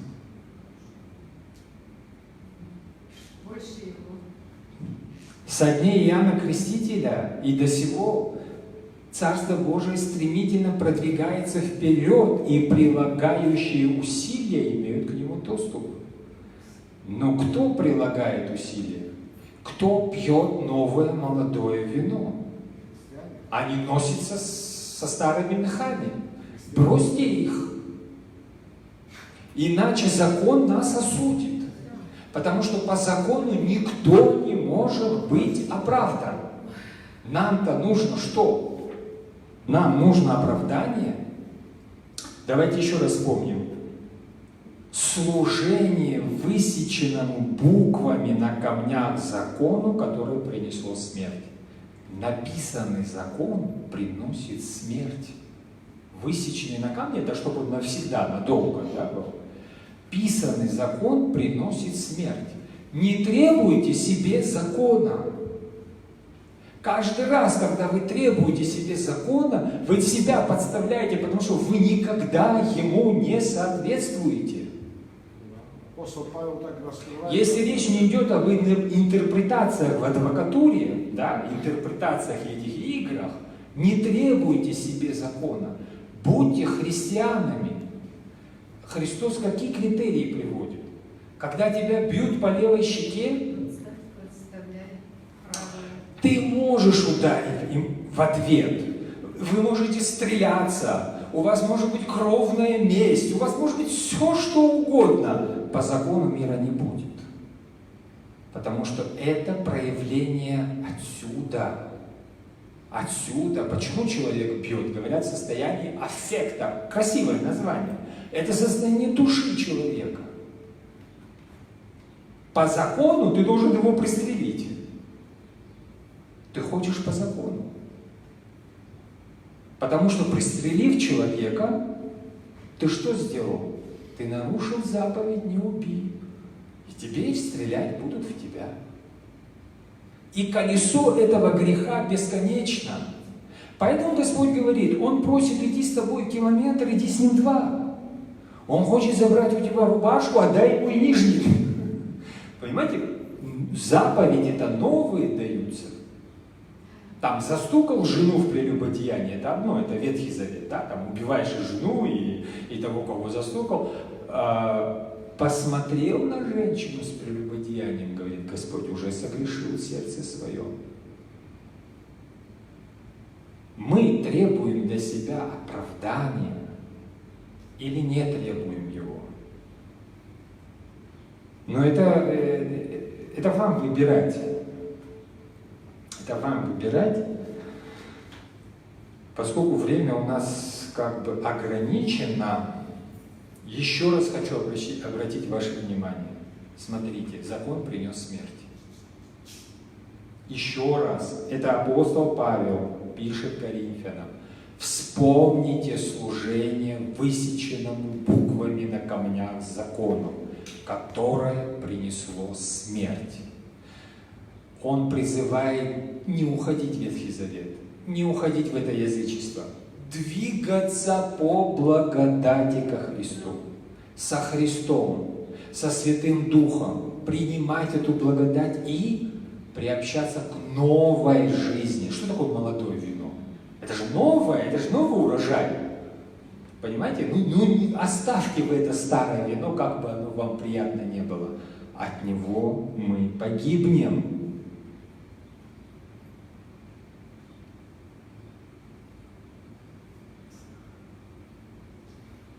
Ну вот смотрите. Левиты сделали, как повелел Моисей, и в тот день из народа погибло 3000 человек. Книга Исход, мы только что читали. Те, кто принял его проповедь, крестились. В тот день присоединилось к церкви около 3000 человек. Выбирайте.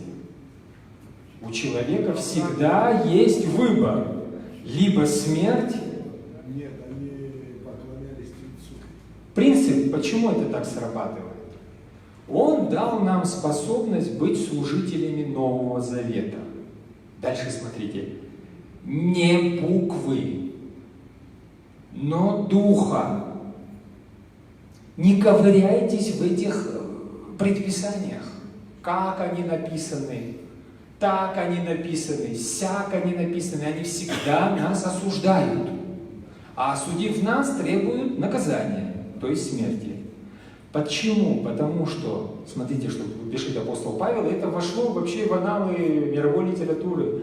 Буква убивает. А что дает жизнь? Дух. Дух животворит. Но мы ведь требуем буквы. Мы ведь требуем именно соответствия буквы закона. И что? И гибнем.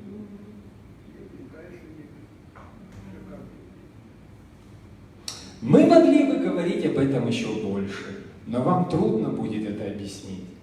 Потому что вы обленились, это не я вам говорю, я читаю, потому что вы обленились и сделались неспособны слушать. Судя по времени, вам следует уже быть учителями. Слушайте, это он ко всем христианам обращается. Но пока вы сами нуждаетесь в учителях, которые бы учили вас основным истинам Божьего Слова, вам опять нужно питаться молоком. Он взрослым говорит, вам нужно питаться молоком, а не твердой пищей. То есть он говорит о христианстве, об учении Христа. Всякий, кто питается молоком, все еще младенец. И плохо знает, что такое праведность. Человек, требующий закона, младенец. Он еще не знает, что такое оправдание. Твердая же пища для людей зрелых, чувства которых опытом, то есть навыком, приучены различать, где добро, а где зло. Что для нас полезно, а что не полезно. Каждый раз, ежесекундно в нашей жизни, обращайте внимание, это по закону или даром, по благодати. Обращайте на это внимание, мы же христиане. Если нас оскорбили, вы хотите привлечь к ответственности по закону или вы хотите по благодати? По благодати нам показал Христос. Понимаете? А где эту грань нам расчертить? А эта грань, она вот здесь описана. Люди зрелые, чувства которых опытом, опыт взаимодействия со Святым Духом каждую секунду нашей жизни. Со Святым Духом, потому что без Святого Духа праведности не бывает. Без Святого Духа это буква закона. Почему со Святым Духом? Потому что грехи человека на кресте взял на себя Господь. Взамен Он вывел человека из-под действия закона. Если мы хотим жить по закону, мы не христиане. Мы говорим Христу: твоя жертва мне не нужна, я сейчас разберусь по предписаниям. Почему храм был разрушен? Ну, потому что уже была жертва. Смысл существования этого храма. Почему жертвоприношения были упразднены? Потому что уже Христос. Но если человека не наполняет благодать, значит там сидит кто-то другой, потому что не бывает пустым. Мы с вами говорили, он идет, берет злейших себя, и приходят, и бывает последнее хуже первого. Да? Если человек, засучив рукава, говорит: сейчас я себя очищу, то он покатился. Да, он покатился. Это операция зрения, не знаю, что с ним сейчас произойдет. Боже упаси. Ну вот смотрите, на горе Синай был дан закон. На Сионе Христос. Нам надо выбрать, у какой мы горы. У Синайской или Сионской. Вот Псалтырь говорит, царь Давид, да, избрал рода Иуды и возлюбленную им гору Сион. Возлюбленная гора Господа не Синай, где был закон и где было убито 3000 человек. Возлюбленная гора Господа Сион, это еще царь Давид пишет. Ну вот еще, те, кто надеется на Господа, а гора Сион, не поколеблются, будут вовеки. Не как гора Синай законами, а как гора Сион с благодатью. Опять-таки, выбор за кем? Выбор за нами. Почему? Все согрешили. Все лишились Божьей славы. Все, братья, это не значит, это не значит вот все, кроме нас. Да? Но вот осознать это очень сложно. Мы там впереди, мы стоим. Мы. Все лишились Божьей славы. Все получают оправдание. Еще раз, пожалуйста, повторите это. Да, не через наши действия, вот мы сейчас дополним искупление, да, вот он там-то сделал, но сейчас мы вот чуть-чуть доделаем, вот штрихи какие-то Господь упустил. Я почему так утрирую? Потому что мы так живем, мы так подходим. Мы каждый раз впадаем в одно и то же, ну я не знаю, согрешение, состояние, как угодно это назовите. Все согрешили, все лишили славы Божией, все получают оправдание даром, по благодати, через искупление, совершенное кем? Мною, дедушкой, прадедом, Иисусом Христом. Бог сделал его жертвой умилостивления. За что? За наши грехи. В крови его для всех, вот теперь условия. Хоть мы всегда хотим условия. Как соответствовать? Нам нужен закон. Он один, он простой. Все, кто. А теперь давайте сделаем вывод. А если не верит? Тут закон, под закон попадаешь. Апостол же сказал Павел, они, говорит, искали, говорит, иудеи. Вы знаете, глядя на сегодняшнюю проповедь современного нам духовенства, у меня возникает такой помысел, что мы же с вами в Советском Союзе жили, правда? И в Советском Союзе идеология, она атеистична была. Государственная власть не исповедовала никакой религии. А атеизм, он в основе, в фундаменте лежал всего и вся. А духовенство, оно было верующим. До 1991 года, до крушения Советского Союза.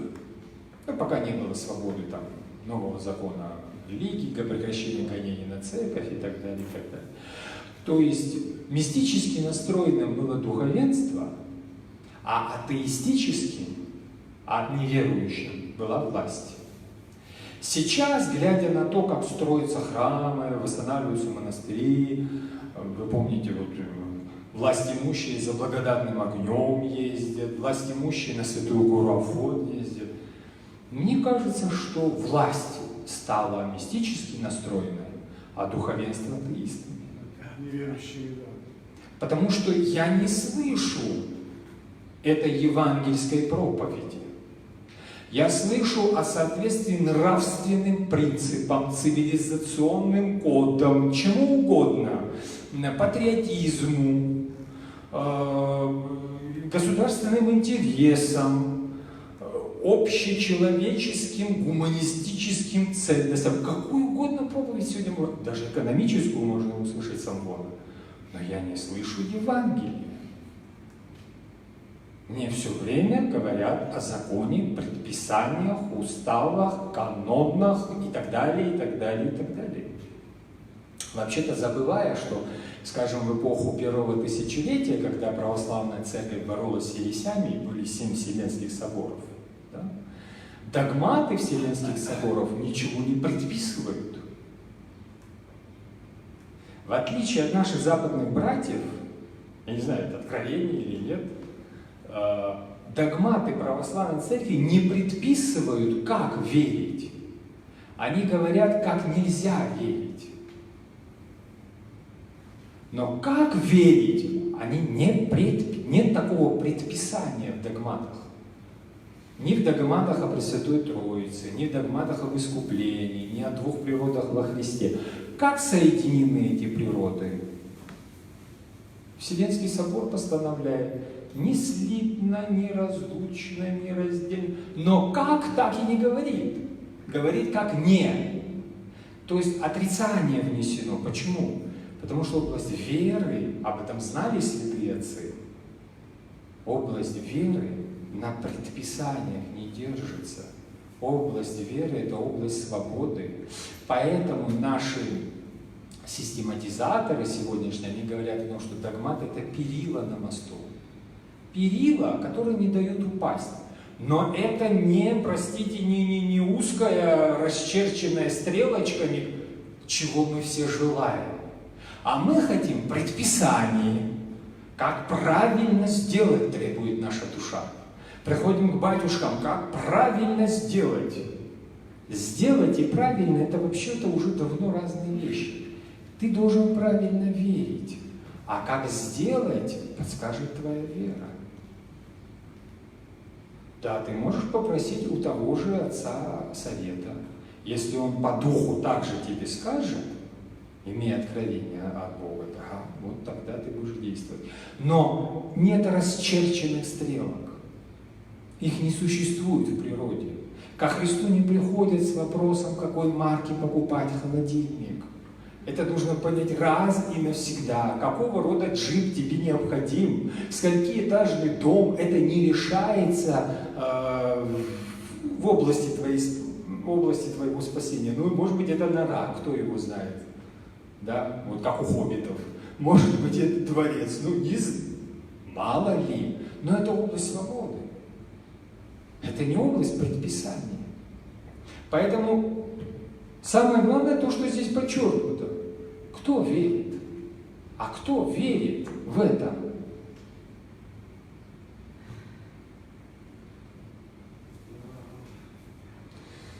И мы всегда и всюду клянем наше современное поколение. Мы говорим, что вот это последнее, закону не соответствует. Ай-яй-яй. Это бред. Бред почему? Потому что человек не меняется сам по себе, благодаря социальным структурам, как мы говорим, благодаря закону, благодаря чему бы то ни было, человек не меняется. Почему? Смотрите, 720 год до нашей эры, 1000 лет до нашей эры, 3000 лет назад. Давайте прочитаем. Это Гесиод, он вам всем известен, грек. «Я утратил всякие надежды относительно будущего нашей страны. Если сегодняшняя молодежь завтра возьмет в свои руки бразды правления, ибо эта молодежь невыносима, невыдержана и просто ужасна». 720 год до нашей эры. Как мы дотянули до 2019-го? Мы будем продолжать клясть наше поколение? Мы будем продолжать выискивать вот все эти недостатки? Заниматься вот этой вот ерундой? Или мы начнем наконец-то уже трезво смотреть на жизнь, как взрослые люди? И вот эти бутылочки с молоком уже оставили. Нет, его можно пить, но не жить же на нем, друзья мои. Ну, как-то уже надо взрослеть, потому что, смотрите, 5 век, пожалуйста, Сократ. Наша молодежь любит роскошь, она дурно воспитана, она насмехается над начальством и нисколько не уважает стариков. Наши нынешние дети стали тиранами, они не встают, когда в комнату входит пожилой человек, перечат своим родителям, попросту говоря, они очень плохие. Кто сказал? 2500 лет назад. Все еще будем клясть наше поколение? И возмущаться тому, в какую эпоху мы живем. Ай-яй-яй-яй-яй. Но, кстати, об отцах и детях мы теперь подходим к 1825-19 век. Народ пьянствует, молодежь образованная от бездействия перегорает, в несбыточных снах и грезах, уродуются в теориях, откуда-то жиды наехали, прячут деньги, все остальные развратничают. Федор Михайлович Достоевский, 19 век. Все еще будем клясть наше поколение? Слушайте, ну это уже не смешно. Знаете, надо уже взрослеть. Все еще. Почему так все происходит? Вот смотрите, раскрывает нам апостол Павел. Жало смерти грех, а сила греха закон.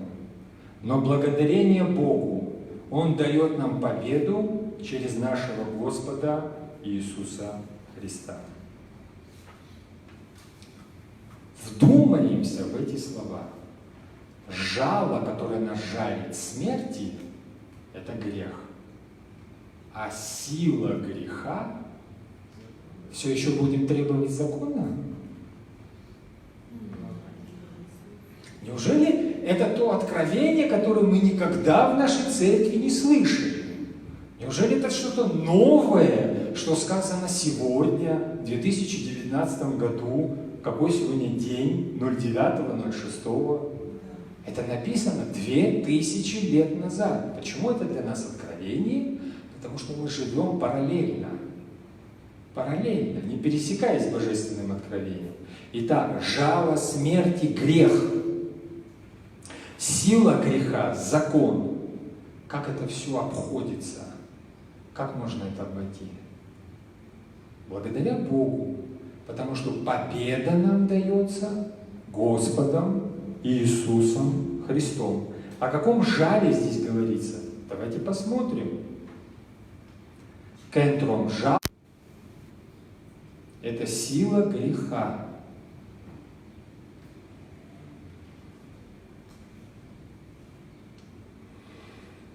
Мы преклоняемся перед грехом,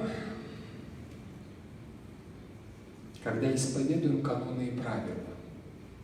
Мы не исповедуем Евангелие. И мы падаем.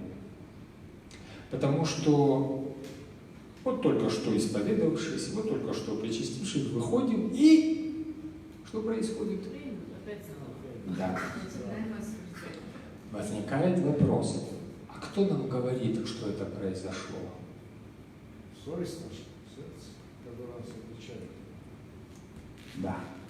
Ты не сделал то, ты не сделал это, ты согрешил в том, ты согрешил в этом.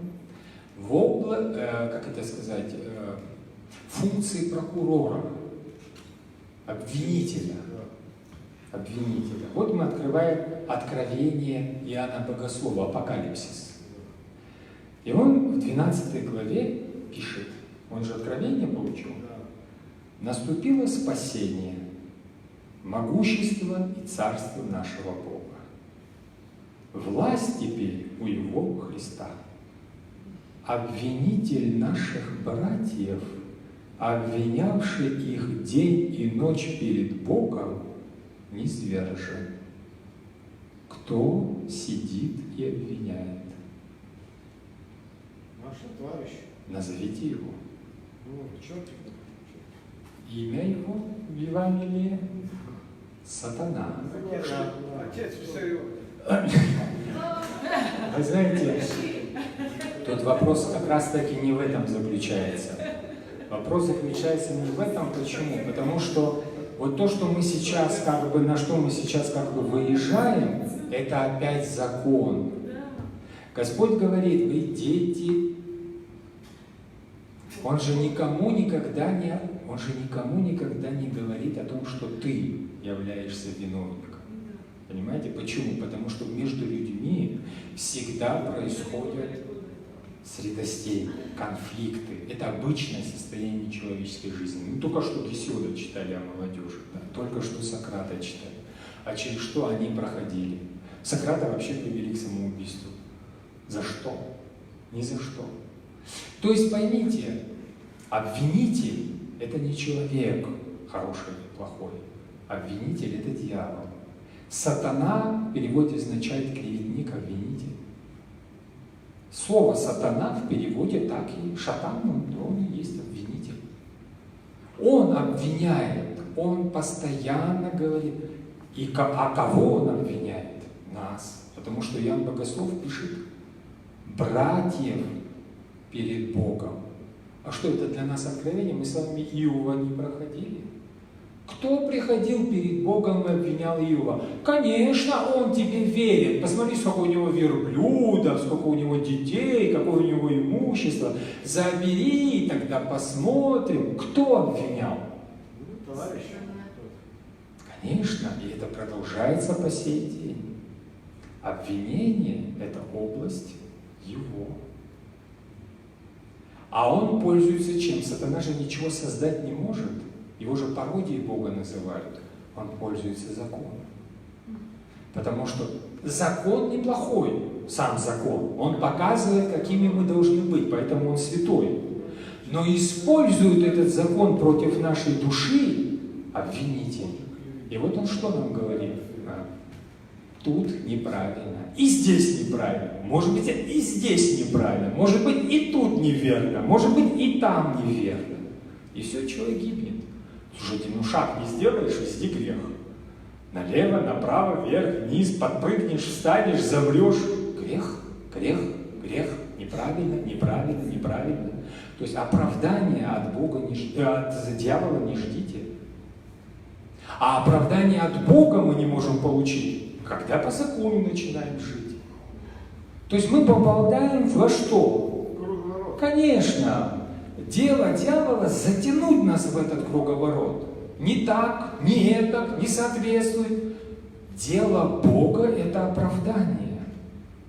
Мы с вами об этом говорили. Дело дьявола – это обвинение.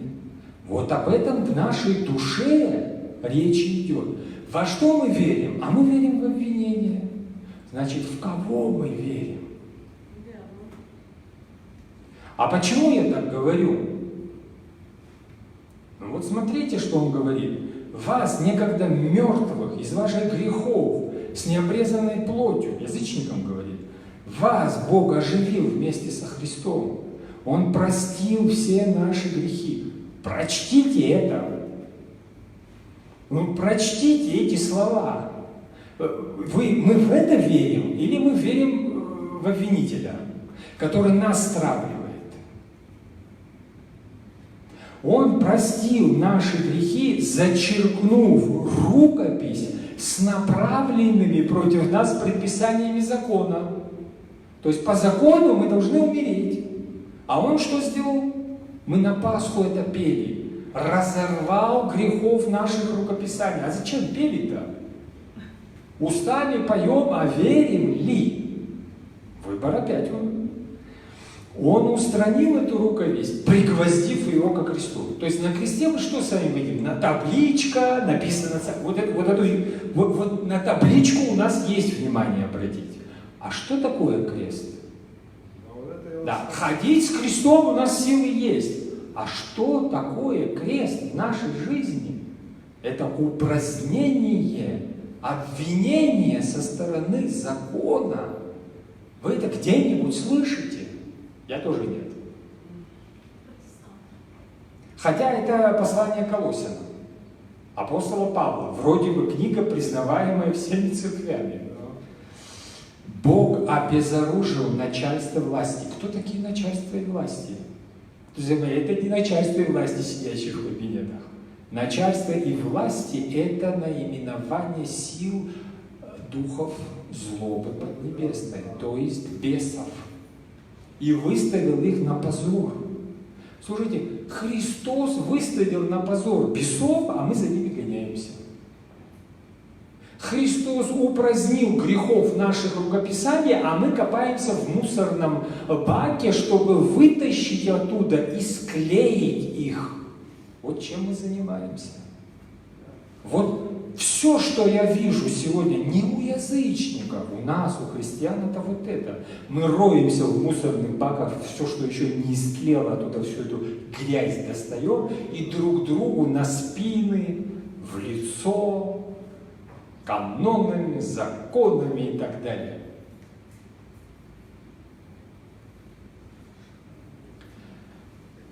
В итоге, о чем бы мне хотелось сказать?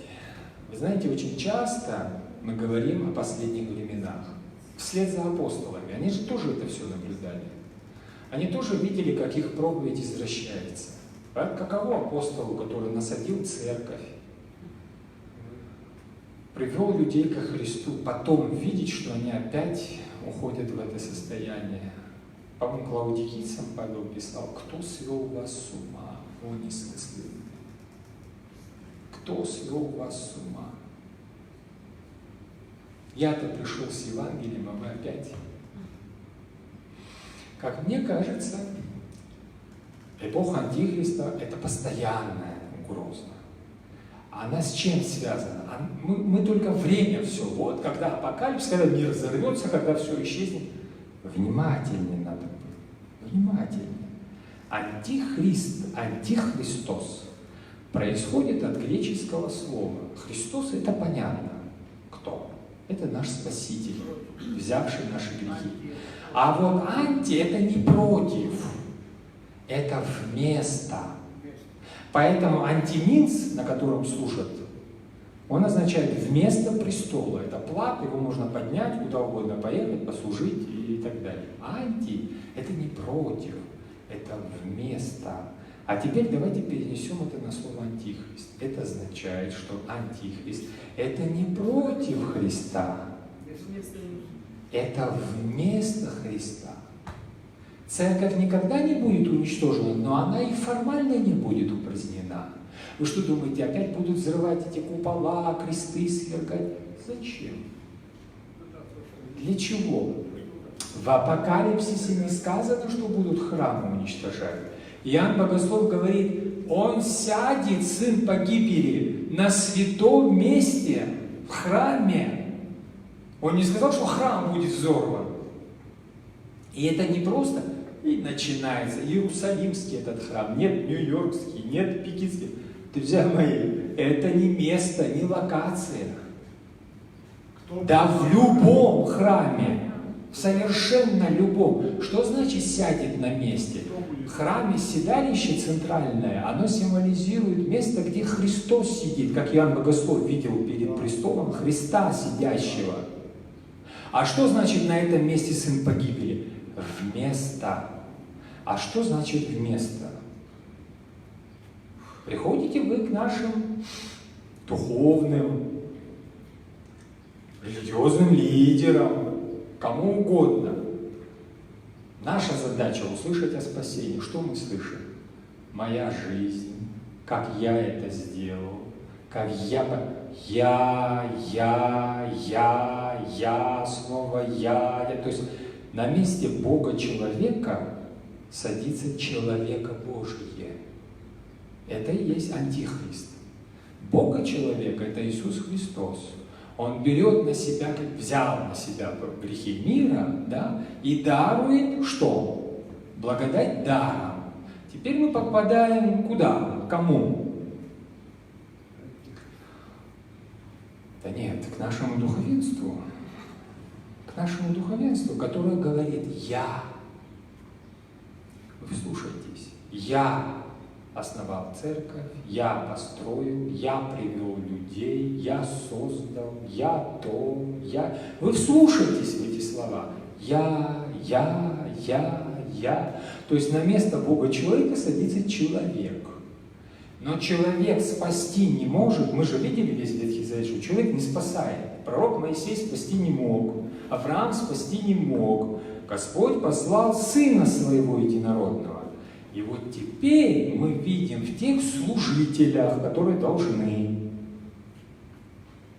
по идее, и это не имеет значения, в Африке эти служители, в Америке эти служители, на севере или на юге, на востоке или на западе.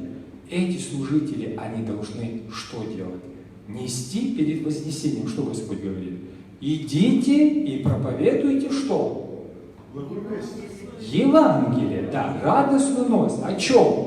О моем дарованном вам спасении. И мы слышим, я пришел, вот так надо поступать, я вам говорю. Это вот так выглядит Евангелие? Что радостного нам принесено? О каком спасении идет речь? Речь идет о предписаниях. Хотите спасти, надо так поступать, это поступать, то делать, это делать. О вере никто не говорит. Ну, общая вера в Бога. Слушайте, общая вера в Бога есть во всех религиях. Что тогда нас отличает от остальных? Что тогда такого, что православной христианской церкви 2000 лет назад дало возможность так распространиться, что культ, кадила, престол, этого чего-то не было в язычестве, митры, посохи. Что? Это же все было, как Блаженный Августин и говорит, святой Блаженный Августин и говорит, во всех, то, что есть во всех религиях, я вижу в христианстве. Одного нет во всех религиях, Боговоплощения, пришествие Сына Божьего. Вот этого нет. Все остальное есть. А мы держимся за что? за все остальное. Так оно и есть в язычестве. Значит, мы предаем Христа.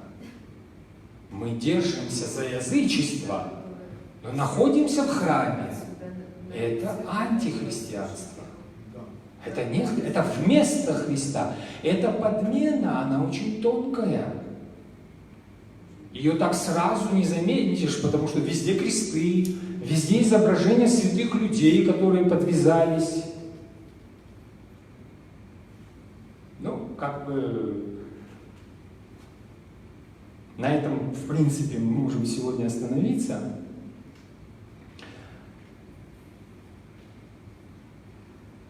Но я хотел бы напоследок обратить внимание на причастие, потому что все, о чем мы говорили, связано с этим таинством. В Сионской горнице Господь произнес эту фразу: «Сие творите в мое воспоминание моего подвига». И давайте прочтем, что говорит апостол Павел. «Таким образом, кто ест хлеб или пьет из чаши Господней, не придавая этому должного значения, тот грешит против тела и крови Господа». Нельзя с настроем языческим подходить к чаше. Это невозможно. Нельзя, будучи антихристом, приступать в Сионской горнице к телу и крови. Почему? Потому что Господь что говорит? Это кровь моя Нового Завета. Мы уже 1000 раз сегодня об этом сказали. Это хлеб тело мое. Что тело мое? Преломляемое для чего? Во имя чего? Прощение грехов. Прощение грехов. 1000 раз произносите эту фразу, потому что в ней спасение. Мы все время говорим о святости. Свят тот, кто выполняет закон, а кто свят? Тот, кто живет по благодати. Нет таких святых отцов, которые бы жили по закону. Да, преподобный Серафим Саровский, когда ушел в пустыню, он говорил, он же из монастыря ушел, он же диаконом был, вы же помните, священником, диакон служил. Он говорил о своих собратьях: они не понимают, для чего они здесь находятся. Они не понимают. Это слова преподобного Серафима. Он вычитывал все Евангелие, весь Новый Завет. Это было его правило и святых отцов. Итак, человек должен проверять себя, прежде чем есть хлеб и пить из чаши. Потому что каждый, кто ест или пьет, не осознавая значение тела Господа, тот ест и пьет в осуждении. Но священник же предупреждает, когда не в суд или в осуждение, будет не в причащении святых твоих тайн, но для чего? Да, конечно. Конечно. Тот, кто ест и пьет в осуждении себе, потому-то среди вас так много физически слабых и больных. Многие даже умерли. Это реакция. Но если бы мы проверяли самих себя, то избежали бы осуждения. Вот эти молитвы все, которые мы читаем перед причастием, разве они говорят о нашей праведности? Разве хоть одна из них говорит, что мы соответствуем правилам и предписаниям? Ведь они все, вот все молитвы всех святых отцов, их имена там указаны, они говорят о том, что мы не соответствуем. То есть достойно причаститься в смысле «я подготовился как надо, я достоин причастия», у человека не будет никогда. И оно не может быть, а иначе зачем ему причастие? То есть человек забывает, не рассуждает тело и крови. Тело и кровь для его оправдания. А он подходит с собственным оправданием, с самооправданием. Или с духом, который нас животворит. С 3000 погибшими от закона или с 3000 спасенными по благодати. Выбор всегда остается за нами. В этом смысл евангельской проповеди. И Симон Канонит сюда пришел не для того, чтобы он зелот. Вы хоть знаете, кто такие зелоты? Они резали. Это представители национально-освободительного движения Израиля. Они резали стилетами всех римлян и всех, кто на них работал. Если бы Симон Канонит встретил бы Матфея, собирателя этих налогов, мытаря Матфея, он бы его убил. А тут они оба евангелисты, оба проповедуют Евангелие, оба апостолы. Вот это новое вино, новое, которое их преобразило и сделало братьями во Христе. Братьями не потому, что они евреи, братьями во Христе. Хотя этот ветеран национально-освободительного движения, а этот сборщик податей в пользу оккупационной власти. Если начнем ковыряться по закону, один должен, либо Симон должен зарезать Матфея, либо Матфей сдать Симона римским властям. Вот это закон. Симон Канонит пришел сюда с проповедью Евангелия, с проповедью спасения по благодати. И пусть это не будет даром, эта проповедь. Она же спасала наших предков. Но это такое же действенное средство для нашего спасения. Есть ли какие-то вопросы? Тогда помолимся. Надо было послать сюда всех священников, которые налево и вас послушать.